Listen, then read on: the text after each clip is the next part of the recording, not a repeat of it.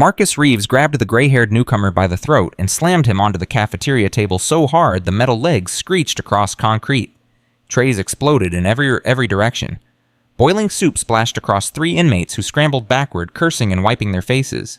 A plastic fork stabbed deep into someone's palm, and the man's scream was swallowed by cruel laughter from Marcus's crew. "Welcome to Iron Gate, old man," Marcus snarled, his filed teeth inches from the stranger's face. "You're gonna learn real quick who owns you now." 300 inmates watched. Nobody moved. Nobody breathed.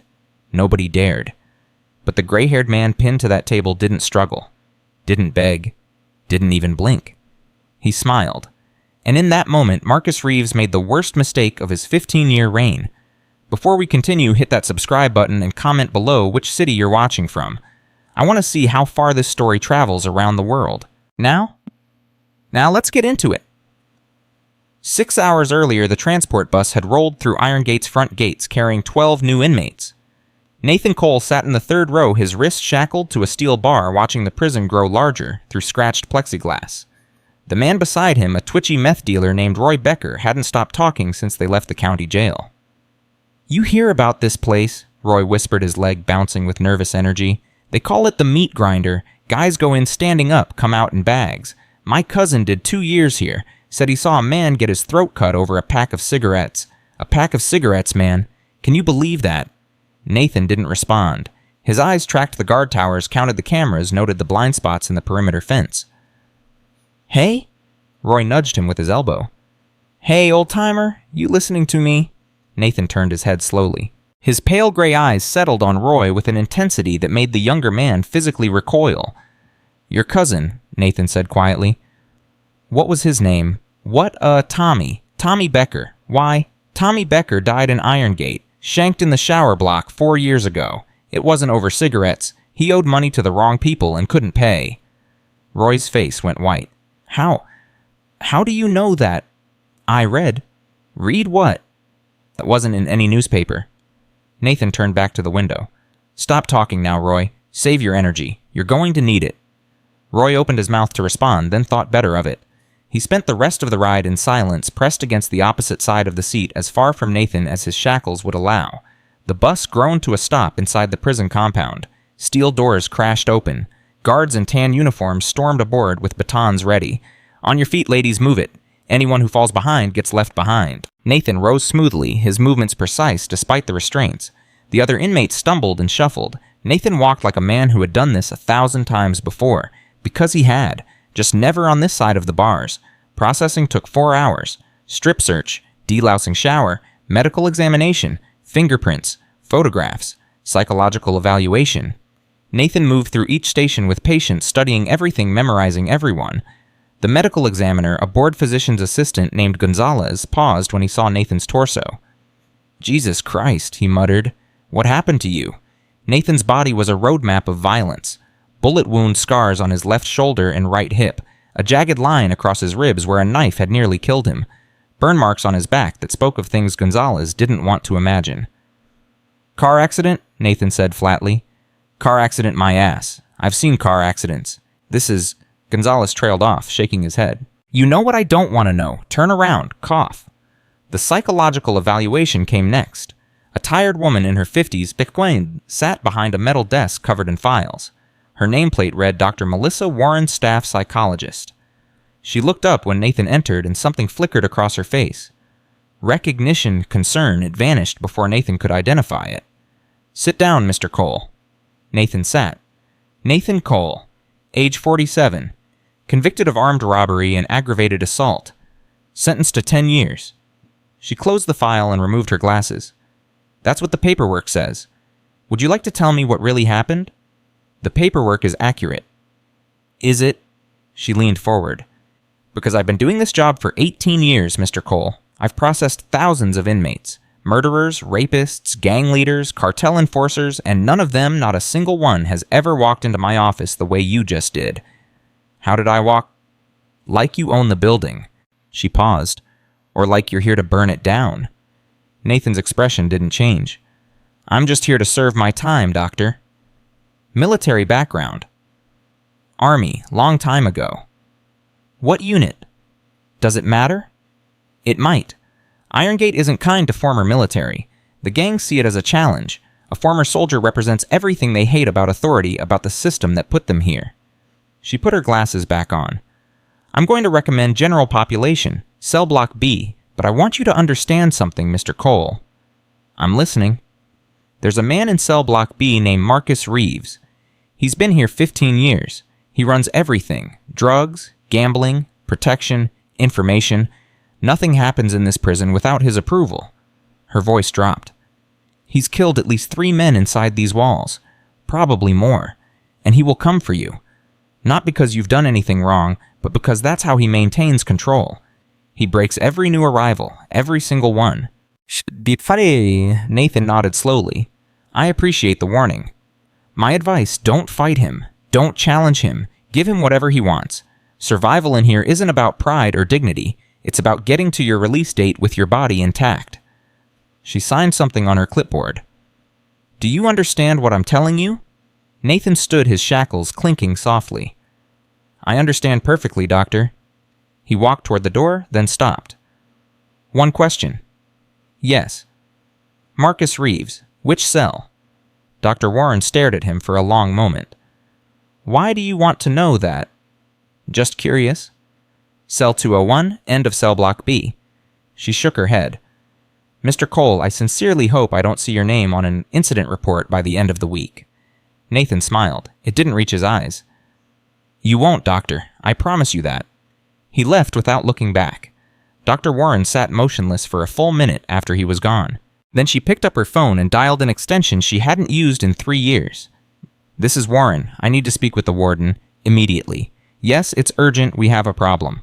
Guard Thomas Hendricks had worked at Irongate for 11 years. He had seen things that would give normal people nightmares for the rest of their lives. He thought nothing could surprise him anymore. Nathan Cole surprised him. You're in cell 247, Hendricks said as they walked down the main corridor of cell block B. Your cellmate's name is David Chen. Chinese guy, been here 8 years. Keeps his head down, doesn't cause trouble. You'd be smart to follow his example. Thank you for the advice. Hendricks glanced sideways at the older man. Most new inmates were shaking by now, sweating, eyes darting everywhere looking for threats. Cole walked like he was strolling through a shopping mall. You don't seem nervous, Hendricks observed. Should I be? Most guys your age, first time inside, yeah. They're usually terrified. I'm not most guys. Hendricks stopped walking. He turned to face Nathan directly, his hand resting on his baton. Let me give you some real talk, Cole. Free of charge. Marcus Reeves runs this block. He's going to test you. Today, tomorrow, whenever he feels like it. When that happens, you have 2 choices. You can fight back and end up in the infirmary, or worse. Or you can take whatever he dishes out, keep your mouth shut, and maybe, just maybe, you survive long enough to see the outside again. Nathan met his gaze steadily. Is there a third option? What? A third option. You said I have 2 choices. I'm asking if there's a third. Hendricks stared at him. No, there's no third option. Not in here. Not with Marcus. There's always a third option, Nathan said quietly. Most people just can't see it. He started walking again, leaving Hendricks standing in the corridor with an uneasy feeling growing in his gut. Something was wrong with this inmate. Something Hendricks couldn't quite identify. It wasn't arrogance. It wasn't insanity. It was something else entirely. It was certainty. Nathan Cole was certain about something, and that certainty scared Hendricks more than any threat or display of violence ever could. Cell 247 was 8 feet by 10 feet of concrete and steel. 2 bunks, 1 toilet, 1 sink, a small window that let in just enough light to remind inmates of the freedom they'd lost. David Chen was lying on the top bunk when Nathan entered. He was a small man, Asian American with wire-rimmed glasses and the cautious eyes of someone who had learned to survive by being invisible. You must be the new guy, David said without getting up. Nathan Cole, right-armed robbery. That's what the file says. David sat up, swinging his legs over the edge of the bunk. You asked about Marcus Reeves during processing, by name, within your first hour here. Nathan raised an eyebrow. Word travels fast. Word is the only currency that matters in here. Information keeps you alive. Ignorance gets you killed. David climbed down and extended his hand. David Chen, former accountant, made the mistake of cooking books for people who turned out to be very connected to very dangerous organizations. 8 years down, 7 to go. Nathan shook his hand. Nathan Cole, armed robbery, 10 years. Armed robbery. David's eyes narrowed behind his glasses. You don't look like a robber. What does a robber look like, Fwa? Younger, hungrier, more desperate. David returned to his bunk and sat on the edge. You look like something else entirely. I just can't figure out what. Maybe I'm just old. No, that's not it. David studied him with the analytical precision of a man who had spent his life finding patterns in numbers. I've had 3 cellmates in 8 years. The first one challenged Marcus Reeves directly. He spent 6 months in the medical wing, then got transferred to a psychiatric facility. Last I heard, he still can't feed himself. The second one tried to join Marcus's crew, thought he could work his way up. They found him hanging in the shower. Officially ruled a suicide, but everyone knew better. The third one was smart. Kept his head down, did his time, got paroled, never looked back. And you, David smiled grimly. I'm useful. I do accounting for the various enterprises that operate inside these walls. I track debts, I calculate interest, I make sure the books balance. It's not dignified work, but it keeps me breathing. You work for Marcus Reeves? I work for everyone. Neutrality is my protection. If I only served one faction, the others would kill me to disrupt their enemies' operations. But if I serve everyone equally, he spread his hands, then killing me hurts everyone and no one wants that. Nathan nodded slowly. Smart. Survival? Smart. There's a difference between being smart and being alive. Plenty of smart men in the cemetery. David's expression grew serious. Look, I don't know what your game is. Maybe you're just unlucky. Maybe you're crazy. Maybe you're something else entirely. But I'm going to give you the same advice everyone else has probably given you today. Don't challenge Marcus Reeves. Don't resist him. Don't even look at him the wrong way. Give him whatever he wants, and eventually he'll get bored and move on to someone else. And if I don't, David stared at him, then I'll be requesting a new cellmate by the end of the week. Nathan turned away and began arranging his meager possessions on the lower bunk. 3 sets of clothes, basic toiletries, a single photograph that the guards had allowed him to keep. David craned his neck to see the picture. A woman and a young girl smiling at the camera. The woman had Nathan's eyes. Family, David asked. Nathan's hand paused over the photograph. For just a moment, something flickered across his face. Something that looked almost like pain. They were, he said quietly, they died 12 years ago. I'm sorry. Nathan placed the photograph face down on his bunk. Don't be. The people responsible are sorry, or they will be. Before David could ask what that meant, a bell rang through the cell block. Lunch, David said, climbing down from his bunk. Cafeteria opens in 10 minutes. A word of advice, eat fast, keep your head down, and don't sit at any table that looks claimed. The center tables belong to Marcus and his crew. The tables by the east wall are Latin Kings. West wall is Aryan Brotherhood. North wall is Black Disciples. Everywhere else is neutral ground, but neutral doesn't mean safe. It just means no one's killed anyone there recently. Nathan followed him toward the cell door. Where do you sit? Corner table, near the emergency exit. Best sightlines, fastest escape route if things go bad. David glanced back at him. You can sit with me if you want, just don't do anything stupid. Define stupid. Anything that attracts attention. Nathan almost smiled. I'll do my best. The cafeteria was chaos organized into territories. 300 inmates packed into a space designed for 200 arranged, and according to racial lines, gang affiliations in the complex hierarchy of prison politics. Nathan collected his tray, the gray meat and watery vegetables that passed for nutrition, and scanned the room with methodical precision. He identified Marcus Reeves immediately. The man was impossible to miss. 6'5", 275 pounds of muscle built through 15 years of prison workouts. His face looked like it had been assembled from spare parts after a car wreck. Scars crossing scars.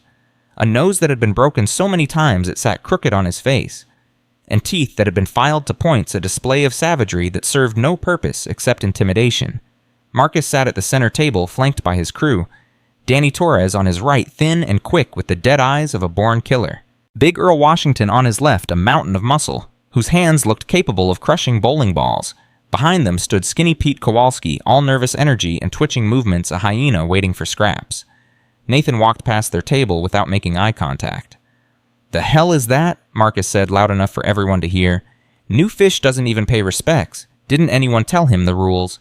Laughter from his crew, nervous silence from everyone else. Nathan found David's corner table and sat down. He He began eating with mechanical precision, cutting his meat into small squares, chewing each bite thoroughly. David sat across from him, his face pale. He noticed you. Oh God, he noticed you. That's not good. That's really not good. Eat your food, David. You don't understand. When Marcus notices someone on their first day, it means, I know what it means. David stared at him. You want this. You actually want him to come over here. Are you insane? Nathan took another bite, chewed, swallowed. Tell me about his crew, the thin one with the dead eyes. Danny Torres. They call him Switchblade. He's killed at least 4 men in here with improvised weapons, maybe more. He's fast, vicious, and completely loyal to Marcus. The big one, Earl Washington. Big Earl, former enforcer for a biker gang. He's slow but incredibly strong. I watched him beat a man to death with a lunch tray during the riot of 2019. Took him less than 2 minutes. The twitchy one, Pete Kowalski, Skinny Pete. He's the unpredictable one. Meth head before he came in, still finding ways to get high in here. When he's sober, he's dangerous. When he's high, he's worse. Nathan nodded, filing away each piece of information. Anyone else in the inner circle? Why do you want to know this? Curiosity. Curiosity gets people killed in here. Nathan looked up from his food. His pale gray eyes met David's with an intensity that made the accountant's blood run cold. No, Nathan said softly. Ignorance gets people killed. Curiosity is how you survive. Heavy footsteps approached. The ambient noise of the cafeteria dropped to near silence. Inmates at nearby tables suddenly found urgent reasons to relocate. David's face went white. He's coming. Oh God, he's coming. Finish your meal, David. Are you listening to me? I heard you. Finish your meal. David stared at him in disbelief, then grabbed his tray and fled toward the serving line, unwilling to be caught in whatever was about to happen. Nathan continued eating. The shadow fell across his table. Well, well, well. Marcus's voice was deep amused, dripping with cruel anticipation. The new fish thinks he's too good to show respect. Nathan didn't look up. He cut another piece of meat, chewed it, swallowed. I'm talking to you, old man. I heard you.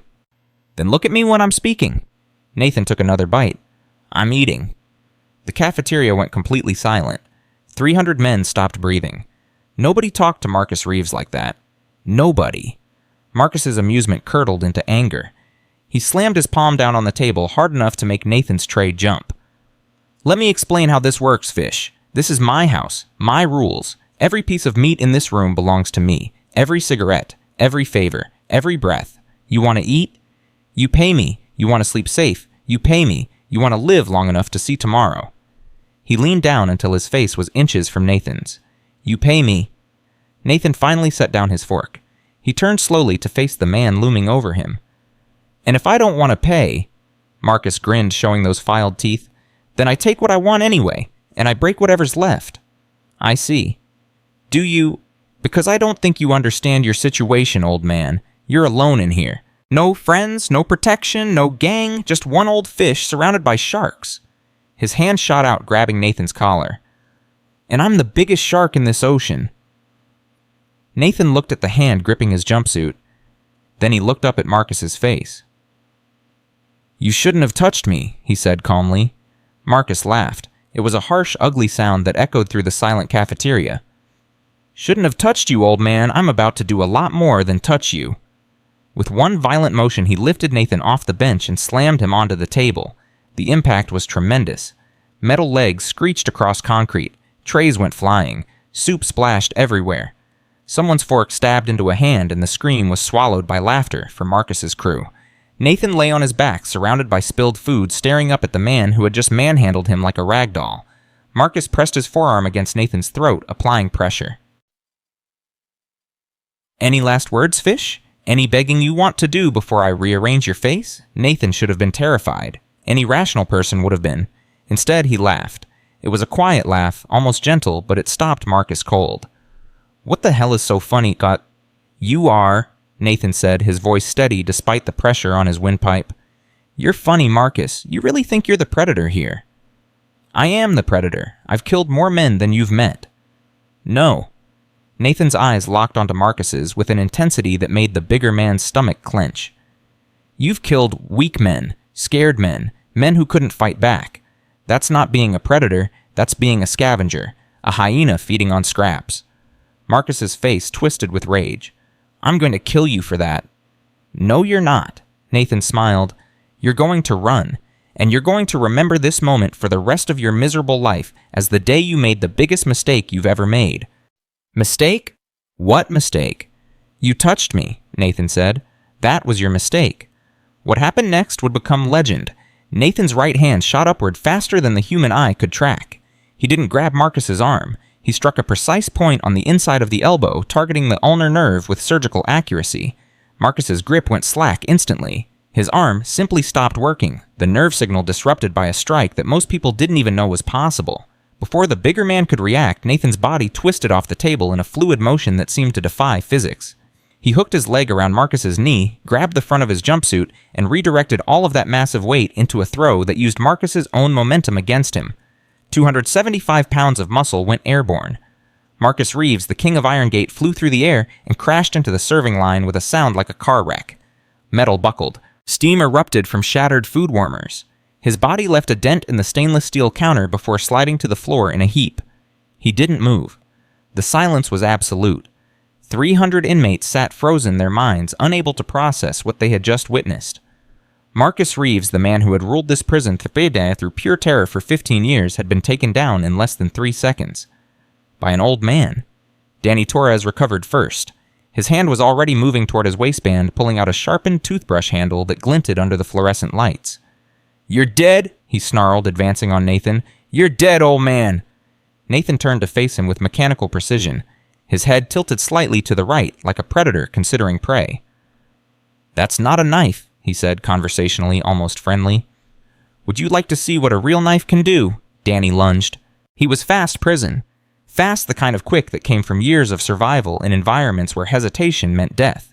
But Nathan was faster. His left hand caught Danny's wrist mid-strike. His right twisted at a precise angle, and the sound of cracking bone echoed through the cafeteria like a gunshot. The sharpened toothbrush clattered to the floor.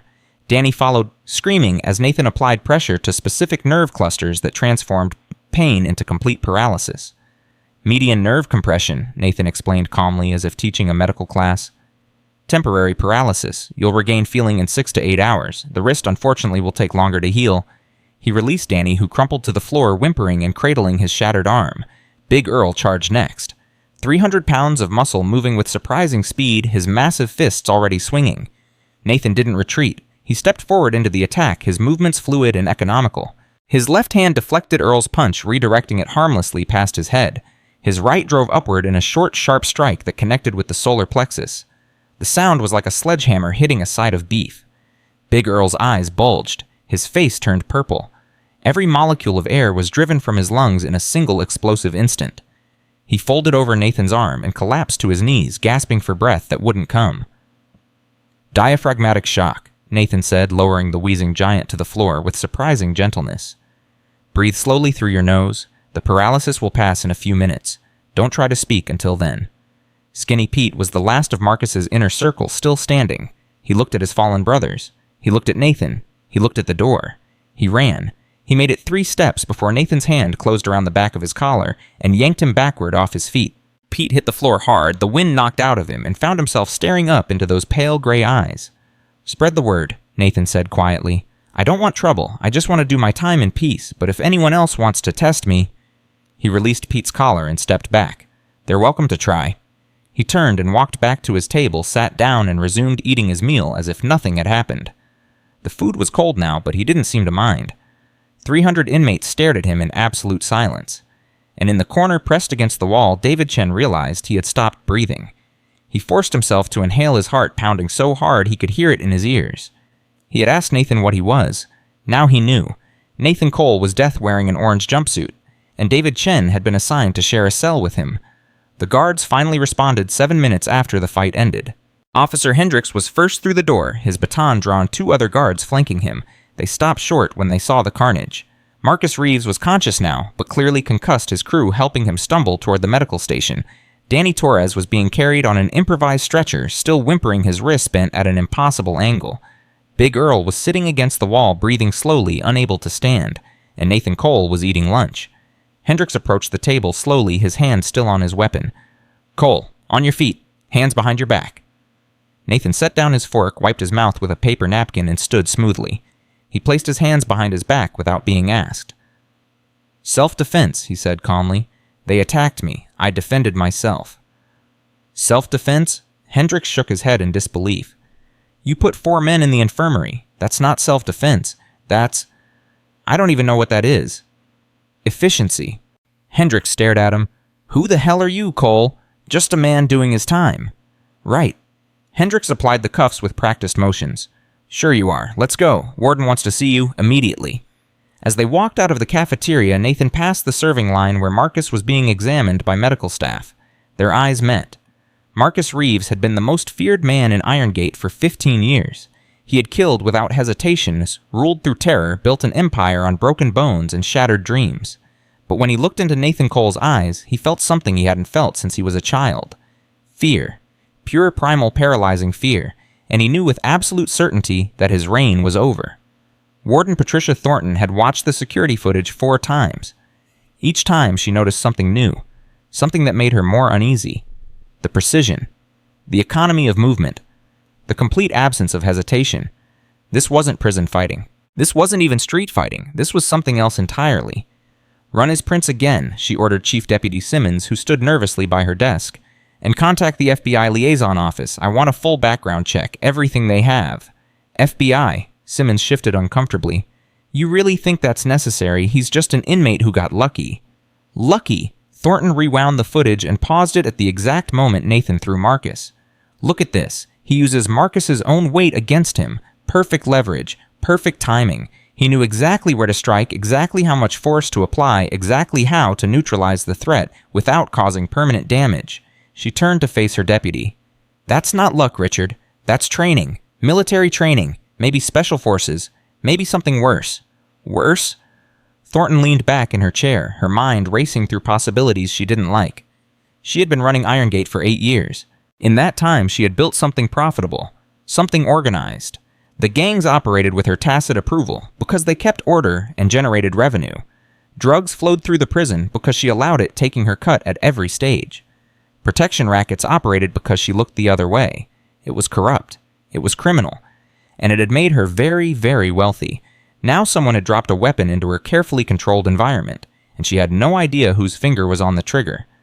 "Find out who he really is," she said finally, "and find out who sent him." "Sent him? You think he's here on purpose?" "I think nothing happens by accident, Richard. Not in my prison." She turned back to the frozen image on her screen. Nathan Cole's face stared back at her, calm and inscrutable. "Someone put this man here for a reason. I want to know what that reason is before it destroys everything we've built." "Tick me." The door opened and a guard escorted Nathan Cole into the office. Thornton studied him carefully. Gray hair cut military short. Pale eyes that seemed to catalog everything in the room within seconds. A posture that spoke of discipline, of training, of something that didn't belong in an orange jumpsuit. "Mr. Cole," she said coolly, "please sit down." Nathan sat. "You've had quite an eventful first day." "I prefer quiet." "Then perhaps you shouldn't have hospitalized 4 of my inmates within 6 hours of arriving." "They attacked me. I defended myself." Thornton smiled, but there was no warmth in it. "Of course you did. Self-defense. The oldest excuse in the book." She leaned forward. "But here's what I don't understand, Mr. Cole. Marcus Reeves has been running Cell Block B for 15 years. 15 years. In that time, he's faced down gang leaders, cartel enforcers, professional killers. None of them gave him more than a moment's trouble." She paused. "And then you walk in an armed robber from Nowhere Special and you take him down in less than 5 seconds. How do you explain that?" Nathan met her gaze steadily. "I got lucky." "Lucky?" Thornton laughed softly. "Deputy Simmons here thinks you got lucky too. But I don't believe in luck, Mr. Cole. I believe in patterns. And the pattern I'm seeing here doesn't fit the story you're telling." "What pattern is that?" "The pattern of a man with extensive training pretending to be something he's not." She stood and walked around her desk, stopping directly in front of him. "So let me ask you directly, who are you really, and why are you in my prison?" Nathan's expression didn't change. "I'm Nathan Cole. I robbed a jewelry store in Houston. The owner had a gun. Things escalated. Now I'm serving 10 years for armed robbery and aggravated assault. It's all in my file." "Yes, it is. A very complete file. Almost too complete." She walked back to her desk and picked up a folder. Birth certificate, social security records, employment history, criminal record, everything checks out perfectly. Not a single gap, not a single inconsistency. She dropped the folder. Do you know how rare that is, Mr. Cole? Most people's records have gaps, inconsistencies, human messiness, but yours? She shook her head. Yours is perfect, like it was constructed by professionals. For just a moment, something flickered across Nathan's face, a micro-expression that disappeared before Thornton could identify it. I'm just careful, he said. I'm sure you are. Thornton returned to her seat. Here's what's going to happen, Mr. Cole. I'm going to put you in solitary confinement for 48 hours. Standard procedure for inmates involved in violent incidents. During that time, I'm going to make some phone calls, ask some questions, and when those 48 hours are up, I'm going to decide what to do with you. She smiled coldly. I suggest you use that time to think about whether there's anything you want to tell me, because if I find out you've been lying to me... She left the threat hanging.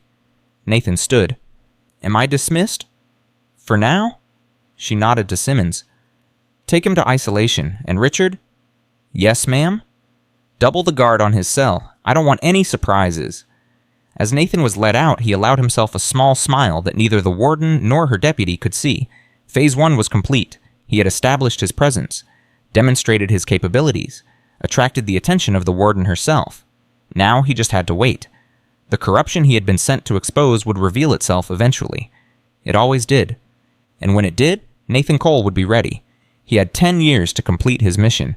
He planned to finish it in 6 months. Cut. In her cell in cell block B, surrounded by whispered rumors about the new inmate who had destroyed Marcus Reeves, Dr. Jennifer Walsh, the medical officer who had been on duty the night the pharmaceuticals disappeared, felt a cold hand of fear close around her heart. She had heard the stories spreading through the prison like wildfire. The old man with pale eyes who moved like death itself. The newcomer who had dismantled the most powerful gang in Irongate without breaking a sweat. She pulled out a contraband cell phone and dialed a number she had hoped never to use again. We have a problem, she whispered when the line connected. Someone new just arrived, someone different. I think he might be here for us. The voice on the other end was calm, controlled, familiar. Don't worry, it said. I'll take care of it. The line went dead. And somewhere in the depths of Irongate Maximum Security Prison, the wheels of a conspiracy began to turn unaware that the man they feared was already 10 steps ahead of them. 47 hours into solitary confinement, Nathan Cole heard footsteps approaching his cell. 2 sets, one heavy, one lighter, guard and someone else. The door opened. David Chen stood in the corridor clutching a stack of papers to his chest like a shield. His face was pale, his hands trembling slightly. You have a visitor, the guard announced. 15 minutes. David stepped inside and the door slammed shut behind him. For a long moment, neither man spoke. David stared at Nathan, who sat on the concrete bench with his back against the wall, looking exactly as calm as he had in the cafeteria before he'd dismantled 4 men. You're insane, David finally said. You know that, right? Completely certifiably insane. Hello, David. Don't hello me. Do you have any idea what's happening out there? The entire prison is at war. Marcus is in the medical wing with a fractured skull, and his crew is falling apart. The Aryan Brotherhood is making moves on his territory. The Latin Kings are positioning themselves. The Black Disciples are stockpiling weapons. David's voice rose with each sentence. And everyone is talking about you. The old man who broke the unbreakable. The ghost who came out of nowhere. Nathan nodded slowly. Good. Good? How is any of this good? Chaos creates opportunity. David stared at him. Opportunity for what? To get killed, because that's what's going to happen when you get out of here. Every gang in Irongate wants you dead or recruited. There's no middle ground. Nathan stood and walked to the small window, his movements deliberate and unhurried. Tell me about Vincent Castellano. The question caught David off guard. Vincent, why? Because you mentioned him yesterday. You said you do accounting for various enterprises. Vincent runs the gambling and currency exchange. I want to know more about him. David hesitated. Vincent is different. He's not like the others. He was a Wall Street guy before he came in. Insider trading, securities fraud, that kind of thing. White-collar crime. But he's smart, really smart, and he's built something inside these walls that the gangs respect. What kind of something? A neutral zone. Vincent doesn't deal in violence. He deals in information and services. He tracks debts, manages disputes, facilitates transactions between factions that would otherwise kill each other on sight. He's the only reason this place doesn't explode into open warfare every other week. Nathan turned from the window. I want to meet him. That's not how it works. Vincent doesn't meet with people. People request audiences with Vincent, and he decides whether they're worth his time. Then request an audience. David laughed, but there was no humor in it. You want me to ask Vincent Castellano, the most connected man in Iron Gate, to meet with the guy who just destroyed the biggest gang in the prison, the guy everyone thinks is either a government assassin or a complete psychopath? Yes. He'll say no. He won't. How do you know? Nathan's pale eyes met David's with an intensity that made the accountant take an involuntary step backward. Because Vincent is smart enough to recognize opportunity when it presents itself, and right now I'm the biggest opportunity in this prison. David shook his head slowly. Who are you, Nathan, really? Because armed robbery doesn't explain what I saw in that cafeteria. Armed robbery doesn't explain how you knew exactly where to strike, exactly how much force to use.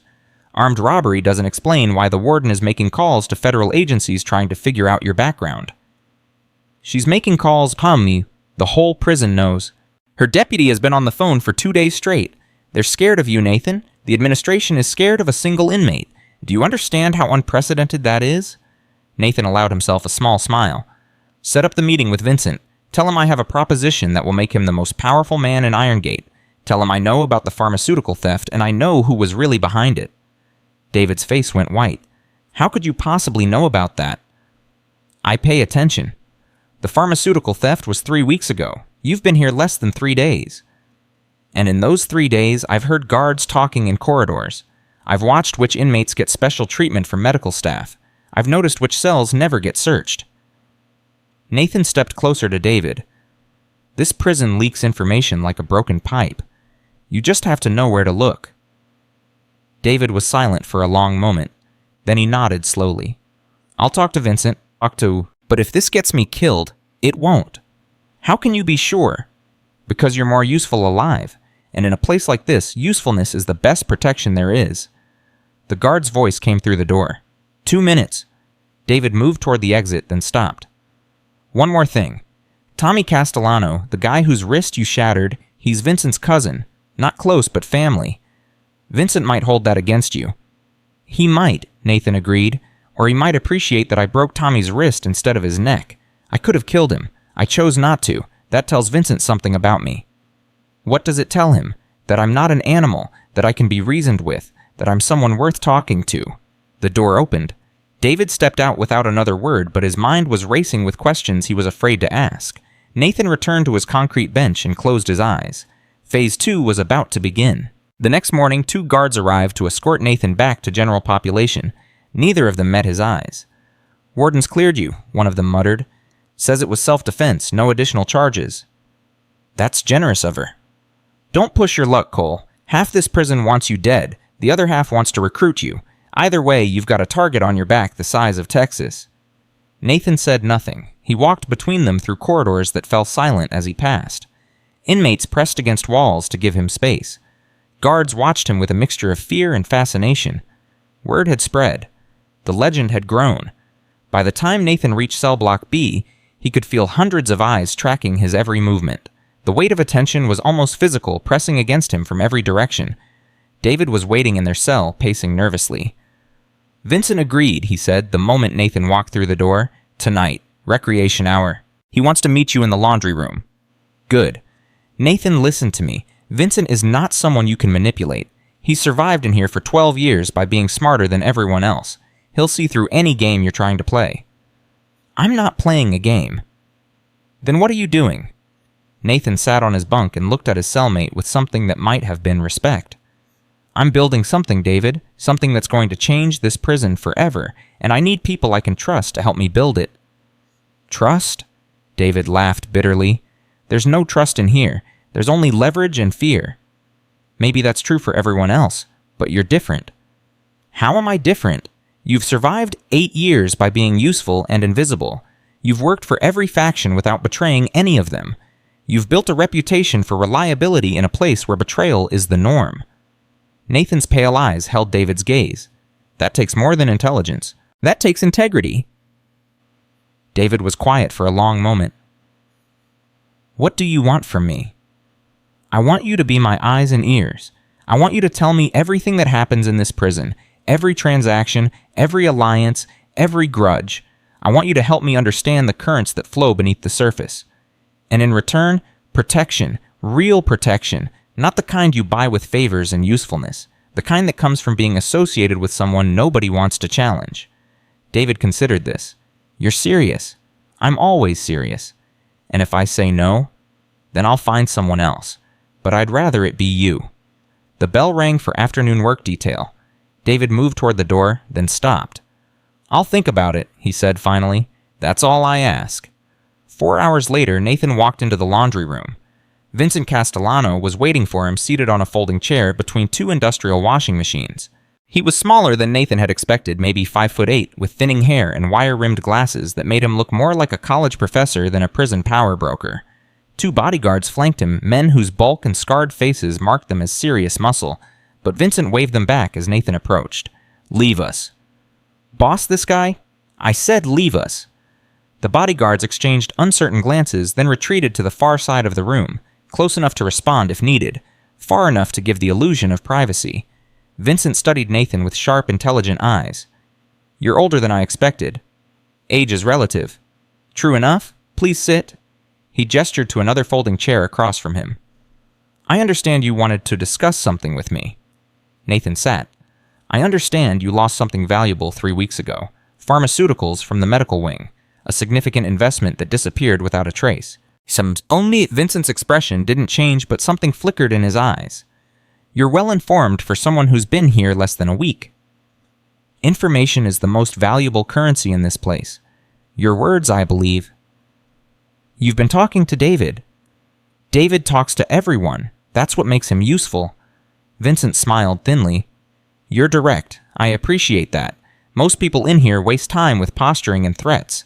It's refreshing to meet someone who gets straight to business." "I don't have time for games, neither do you." "No, I don't." Vincent leaned forward. "So tell me, Mr. Cole, what do you know about my missing pharmaceuticals, and what do you want in exchange for that information?" "I know that the official story is wrong. Everyone thinks it was one of the gangs making a power play. The Latin Kings blamed the Black Disciples. The Black Disciples blamed the Aryan Brotherhood. The Brotherhood blamed everyone, but none of them took it." "And you know who did?" "I have a strong suspicion." Vincent's eyes narrowed. "Share it." Chief Deputy Simmons was in the medical wing that night, unscheduled. No official reason for his visit. He was there for 47 minutes, and when he left, he wasn't alone. A guard named Patterson accompanied him. Patterson resigned 3 days later and left the state. The silence stretched between them. "That's a significant accusation," Vincent said finally. "It's not an accusation, it's an observation. What you do with it is your business."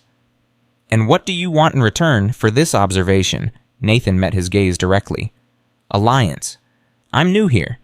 I have skills that you can see are valuable, but I don't have connections. I don't have infrastructure. I don't have the network of relationships that makes things happen inside these walls." "You want to work for me?"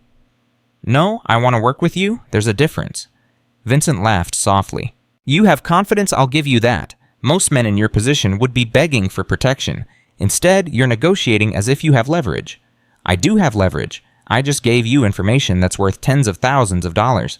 Information that points to corruption at the highest level of this prison's administration. That's not nothing." "No, it's not." Vincent stood and walked slowly around the small space, his hands clasped behind his back. "But let me tell you something about leverage, Mr. Cole. Leverage only works if you're willing to use it, and information about corrupt administrators is dangerous to possess. It makes you a target. It makes you someone that powerful people want to silence." "I'm aware of the risks." "Are you?" "Because the moment you start asking questions about Deputy Simmons, the moment you start making noise about administrative corruption, you become a problem, and problems in prison have a way of disappearing." Nathan smiled. "Nathan. That's why I'm telling you instead of acting alone. You have the network to pursue this information safely. I have the skills to protect the people who help me. Together, we're stronger than either of us would be apart." Vincent stopped pacing and studied Nathan with renewed interest. "You think Deputy Simmons stole the pharmaceuticals for personal profit?" I think Deputy Simmons is a small piece of a much larger puzzle. The pharmaceutical theft was worth maybe $200,000 on the street. That's significant, but it's not fortune. Someone like Simmons wouldn't risk his career for that kind of money unless he was already compromised. Unless he was already part of something bigger. Something bigger. I've been watching the flow of contraband through this prison. Drugs, weapons, information, all of it moves with too much efficiency, too much organization. The gangs think they run the black market, but they're just middle management. Someone above them is coordinating everything, taking a cut at every stage, making sure the system runs smoothly. Vincent's face had gone very still. That's a dangerous theory. It's not a theory, it's pattern recognition, and the patterns all point in one direction. Which direction? Nathan leaned forward. Up, all the way to the warden's office. The silence that followed was heavy with implications. Patricia Thornton, Vincent said slowly, you think the warden herself is running the corruption in this prison? I think she's at the center of a network that's been operating for years. I think she takes money from the gangs in exchange for looking the other way. I think she facilitates drug shipments, weapon smuggling, and information sales. And I think your pharmaceutical theft was an inside job that went wrong somehow, which is why you never got your product back. Vincent was quiet for a long moment. If what you're saying is true, it's true. Bistayat panin. Then we're both in much more danger than I realized. He sat back down, his expression troubled. The gangs I can handle. Other inmates I can negotiate with. But the administration, if Thornton is as dirty as you're suggesting, she has the power to make anyone in this prison disappear. Transfer to a black site, accident in the shower, suicide in solitary. The options are endless. Which is exactly why she needs to be exposed. Vincent stared at him. Exposed? You want to take down a sitting warden who controls every aspect of this facility. Are you suicidal? I'm determined. There's a fine line between determined and dead. Nathan leaned back in his chair. Let me ask you something, Vincent. How long do you have left on your sentence? 8 years. And in those 8 years, how much money do you think the warden is going to extract from your operations? How many times is she going to shake you down, threaten you, take what's yours because she can... Vincent's jaw tightened. I factored those costs into my business model. What if you didn't have to?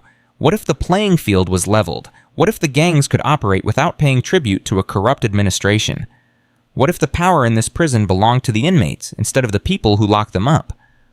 You're talking about revolution. I'm talking about change. Calculated strategic change that benefits everyone except the people who've been exploiting this system for years. Vincent was silent for a long time. The washing machines hummed around them, and his bodyguards shifted nervously in the background. Tommy Haas, Vincent said finally. My cousin, you broke his wrist. Yes. Why didn't you kill him? You could have. I saw the footage. You had him completely at your mercy. Nathan chose his words carefully. Because Tommy isn't evil. He's loyal to the wrong people, but that's not a death sentence. I hurt him enough to stop him no more. When he heals, he'll have a choice to make about what kind of man he wants to be. And if he chooses to come after you again, then I'll respond appropriately. Vincent nodded slowly. You know what I find most interesting about you, Mr. Cole? It's not your skills. It's not your intelligence.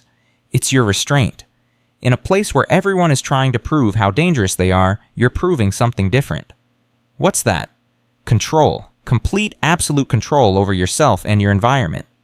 That's rare. That's valuable. He extended his hand. I'll consider your proposal. Give me 48 hours. Nathan shook it. I'll be waiting.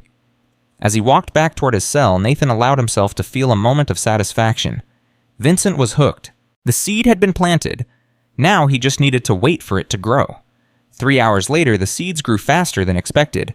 David burst into the cell, his face flushed with excitement and fear. It's happening, huh? He said breathlessly. Klaus Weber just made his move. The Aryan Brotherhood hit Marcus's crew in the yard. 4 men down. The guards didn't even try to stop it. Nathan stood immediately. Where's Marcus now? Still in medical, but his people are trapped in cell block B. The Brotherhood has the corridors blocked. It's going to be a massacre. Nathan was moving before David finished speaking. Wait, where are you going? This isn't your fight. Yes, it is. Nathan walked through corridors that had descended into chaos. Inmates were scrambling for cover. Guards were retreating to secure positions. The air was thick with tension and the distant sounds of violence. He found Klaus Weber's men at the junction of corridors 7 and 8. 8 of them armed with improvised weapons blocking the path to cell block B. They saw him coming and laughed. "Look at this," one of them called out. "The old man who got lucky. You lost fish Aryan business here. Keep walking." Nathan stopped 10 feet away from them. "Let them go." "What?" "The men you have trapped in cell block B, let them go. This doesn't have to be a bloodbath." The leader of the group, a tattooed giant with swastika ink crawling up his neck, stepped forward with a sneer. "You giving us orders now, old man? You might have surprised Marcus, but you can't take 8 of us, not even you." "I'm not threatening you. I'm offering you a choice." "What choice?"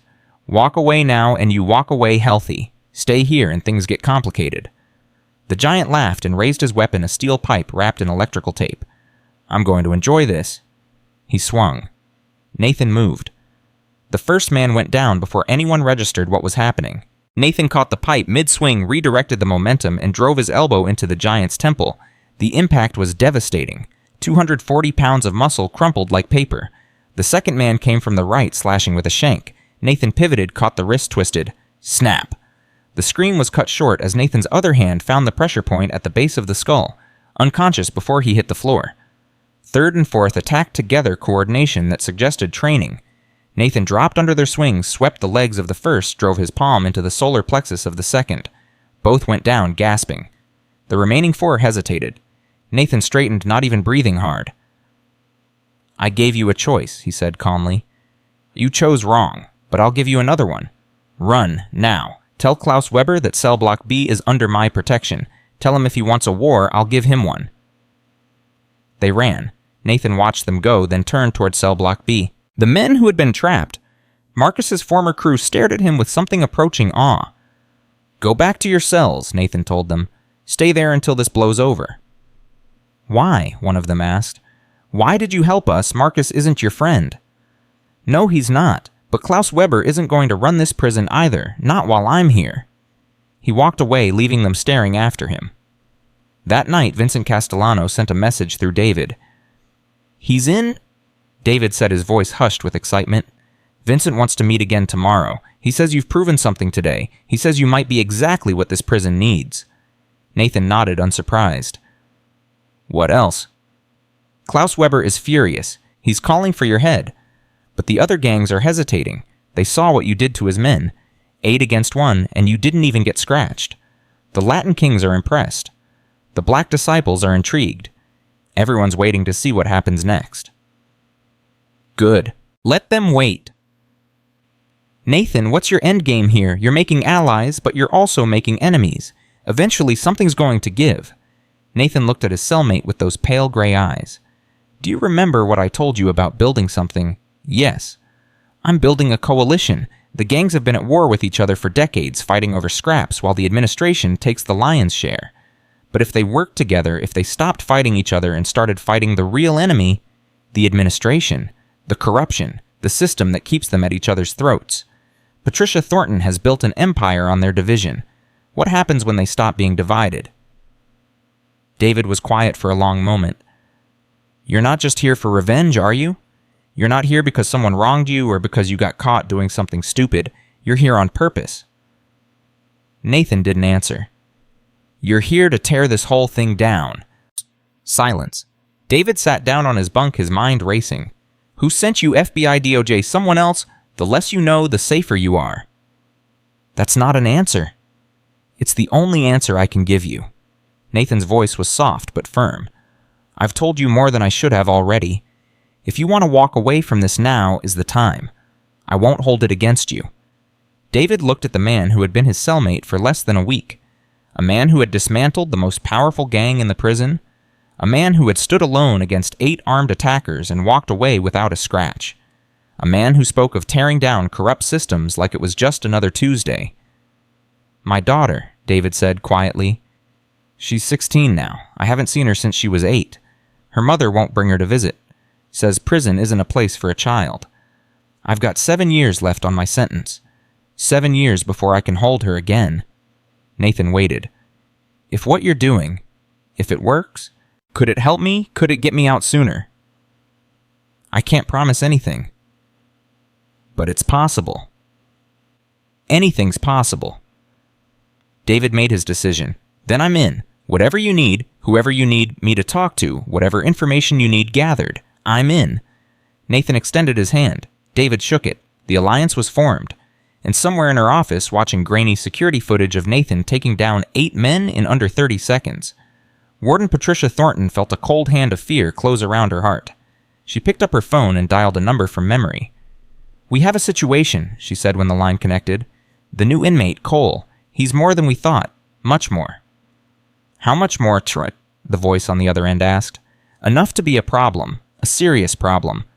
"Then eliminate the problem." "It's not that simple. He's building relationships, making alliances. If he disappears now, there will be questions. Investigation." Silence on the line. "Then we handle it differently," the voice said finally. "We don't eliminate him. We use him. Everyone has a weakness, Patricia. Find his. And if I can't, then we eliminate him anyway and deal with the consequences." The line went dead. Thornton set down the phone and stared at the frozen image on her screen. Nathan Cole's face calm and composed in the moment before he'd destroyed 8 men. "Who are you?" she whispered. "And what do you really want?" The question would haunt her for weeks, because the answer when it finally came would be far worse than anything she could have imagined. 2 weeks had passed since Nathan Cole walked into Irongate. 14 days that had reshaped the prison's power structure in ways that hadn't happened in decades. Vincent Castellano stood in the laundry room watching Nathan with an expression that mixed admiration with growing concern. "The Latin Kings want in," Vincent said. "Eduardo Morales sent word this morning. He wants a meeting." "When?" "Tomorrow, recreation hour. But Nathan, you need to understand something. Eduardo doesn't make alliances. In 20 years, he's never aligned with anyone outside his own people. The fact that he's reaching out means he's scared." "Good. Fear is the first step toward cooperation." Vincent shook his head slowly. "You're playing a dangerous game. The more factions you bring together, the bigger the target on your back becomes. Thornton isn't stupid. She's watching. She's waiting. Let her watch. And when she decides to stop watching," Nathan turned to face him directly, "then we'll be ready." The meeting with Eduardo Morales took place the next afternoon under the watchful eyes of 100 inmates who pretended not to notice. Eduardo was a stocky man in his 50s, with gray streaking his black hair and tattoos covering every visible inch of skin. He had run the Latin Kings for 18 years, survived 3 assassination attempts, and built an empire that stretched from the prison to the streets of Houston. He didn't waste time with pleasantries. "I know who you are," Eduardo said, his voice low and intense. "Or rather, I know what you are. My people on the outside did some digging. Nathan Cole doesn't exist before 2019. No birth certificate, no school records, no employment history, nothing." Nathan's expression didn't change. "And what did your people conclude from this information? That you're a ghost, government, maybe CIA, maybe something worse, planted here to do something that regular law enforcement couldn't accomplish. That's quite a theory." "It's not a theory, it's a fact." Eduardo leaned forward.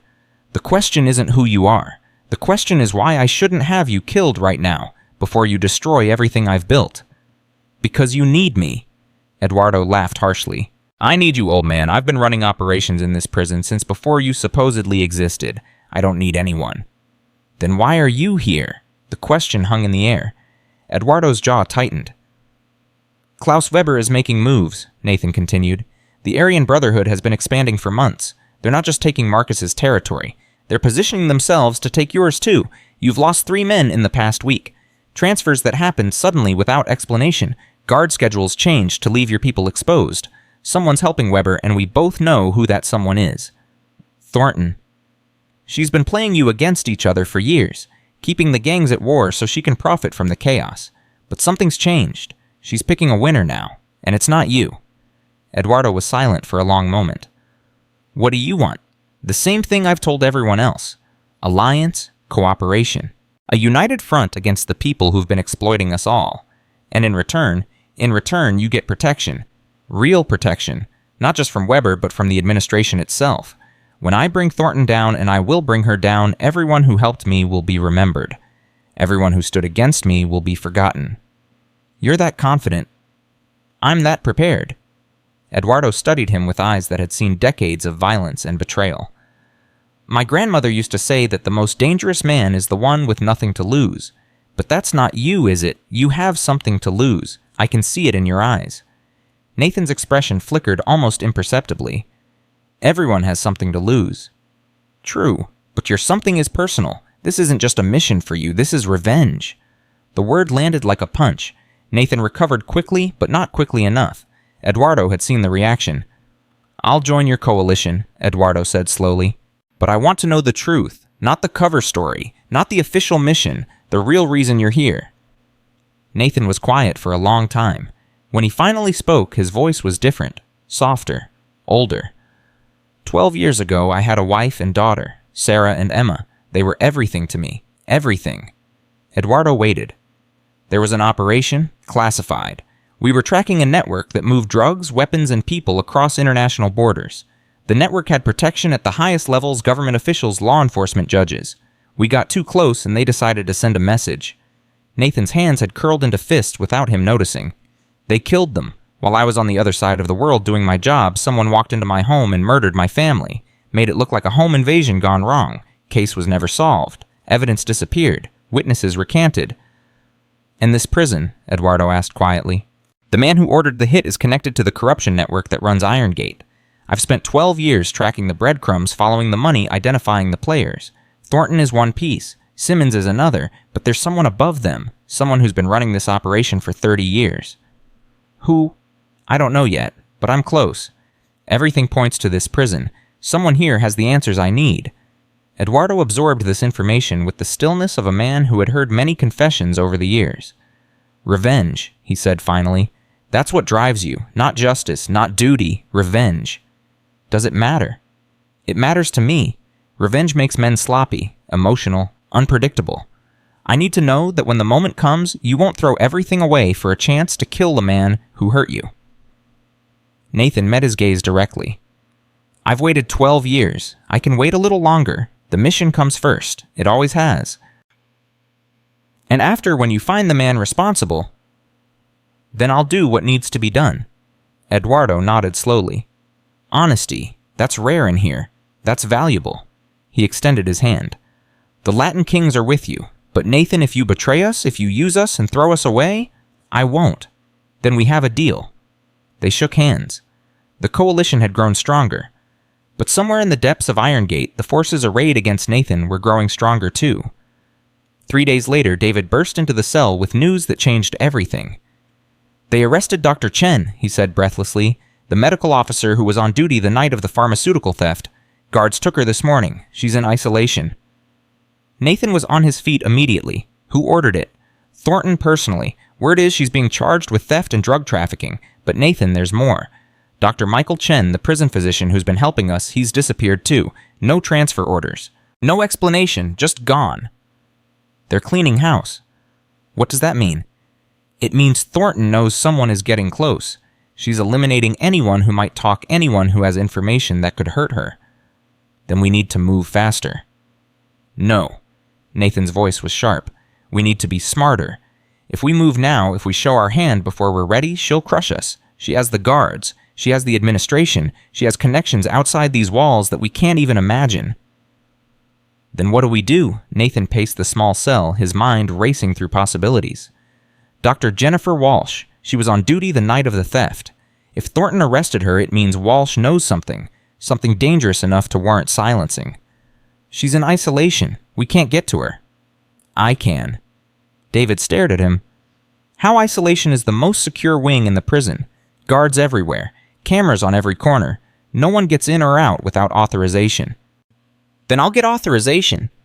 From who? Nathan stopped pacing. A cold smile crossed his face. From the one person who has the power to open any door in this prison.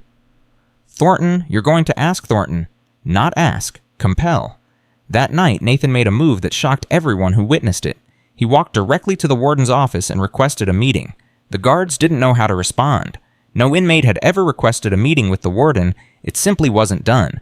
But something in Nathan's eyes made them hesitate to refuse. 15 minutes later, he was standing in Patricia Thornton's office. She sat behind her desk watching him with the careful attention of a predator evaluating a threat. Mr. Cole, this is unprecedented. These are unprecedented times. Indeed they are. She gestured to the chair across from her. Sit. Tell me why you're here. Nathan sat. "I want to make a deal." "A deal with me?" "You've been trying to figure out who I am for 3 weeks. You've made calls to federal agencies. You've dug into records that don't exist. You've watched me build alliances that threaten everything you've constructed in this prison." He leaned forward. "I'm here to answer your questions." Thornton's eyes narrowed. "And what do you want in return?" "Access to Jennifer Walsh." "The medical officer, she's under investigation for serious crimes." "She's under investigation because she knows things you don't want known. Things about the pharmaceutical theft. Things about Deputy Simmons. Things about you." The temperature in the room seemed to drop. "That's a dangerous accusation, Mr. Cole." "It's not an accusation. It's a statement of fact. You've built a corruption network in this prison that generates millions of dollars annually.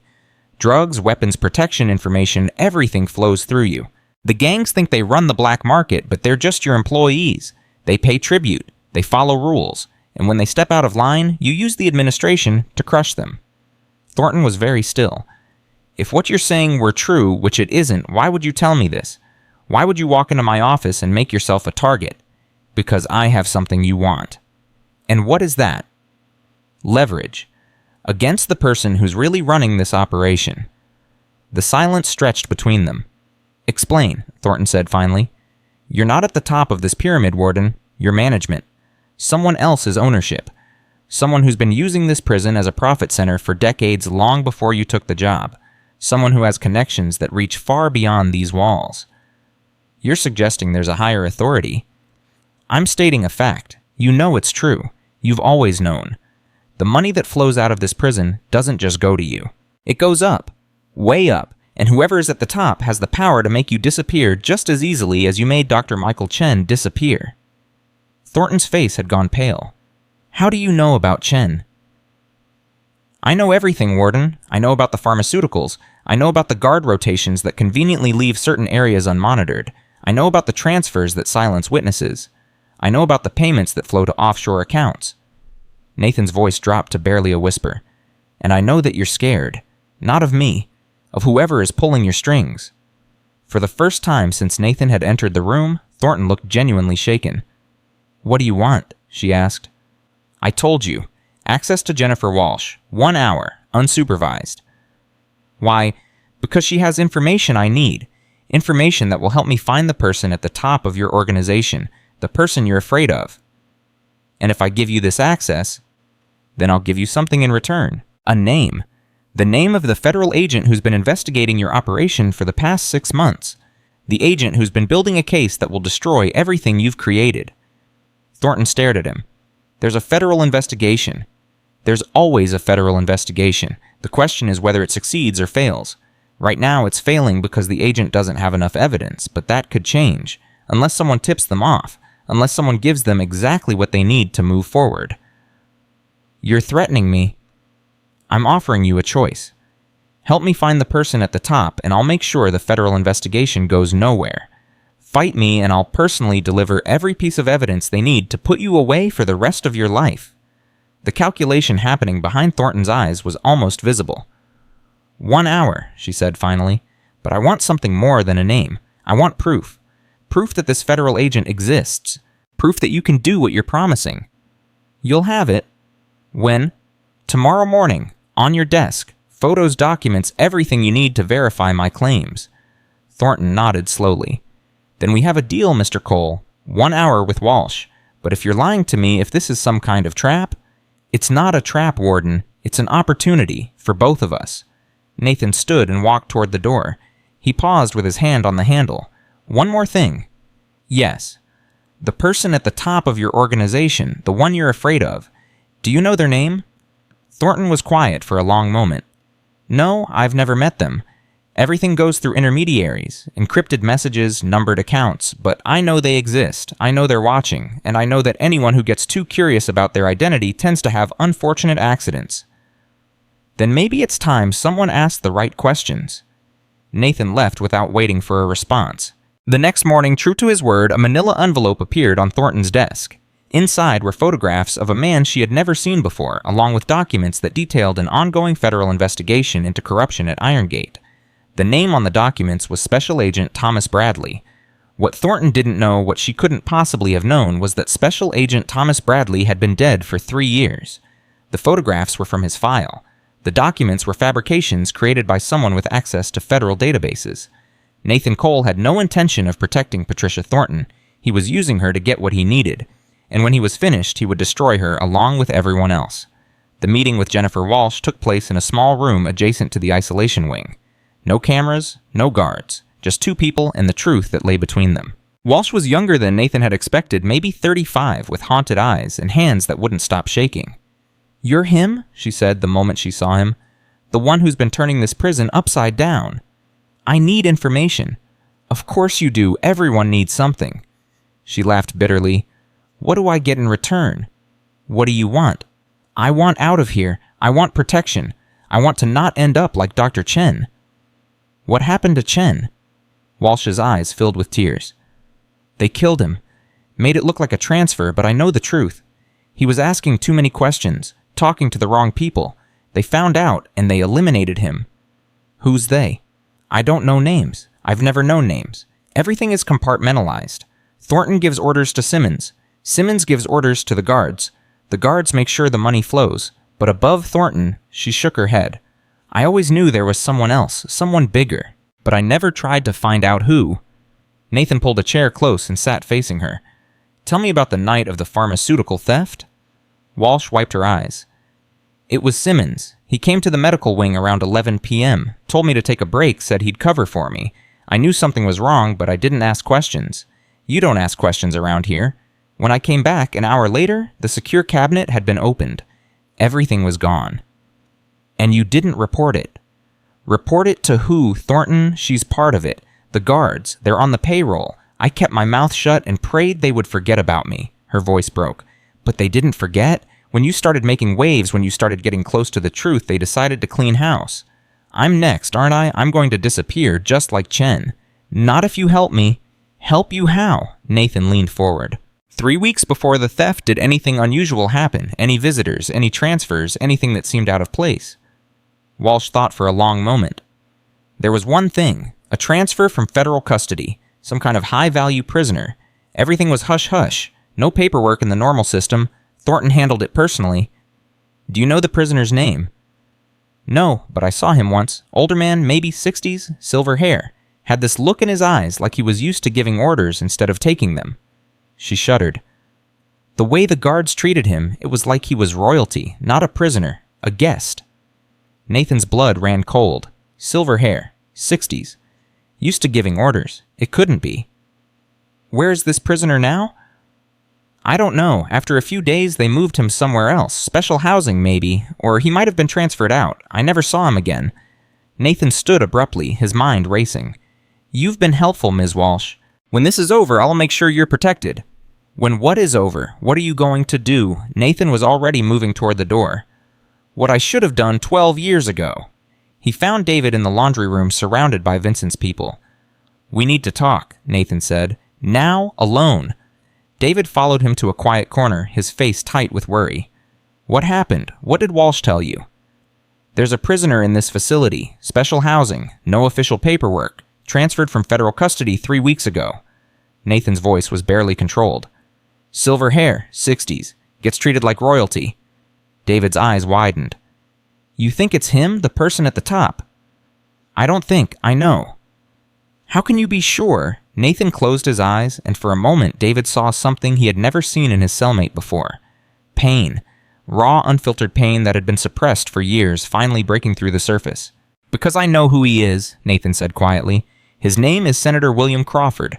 30 years ago, he was a young prosecutor who discovered that the real money wasn't in putting criminals away. It was in working with them. He built an empire that spans prisons, police departments, and political offices across 6 states. A senator, he's a sitting senator. Was? He retired 2 years ago, but his network didn't retire with him. It kept growing, kept expanding, and when federal investigators got too close, he arranged to disappear into protective custody while his lawyers made the case go away."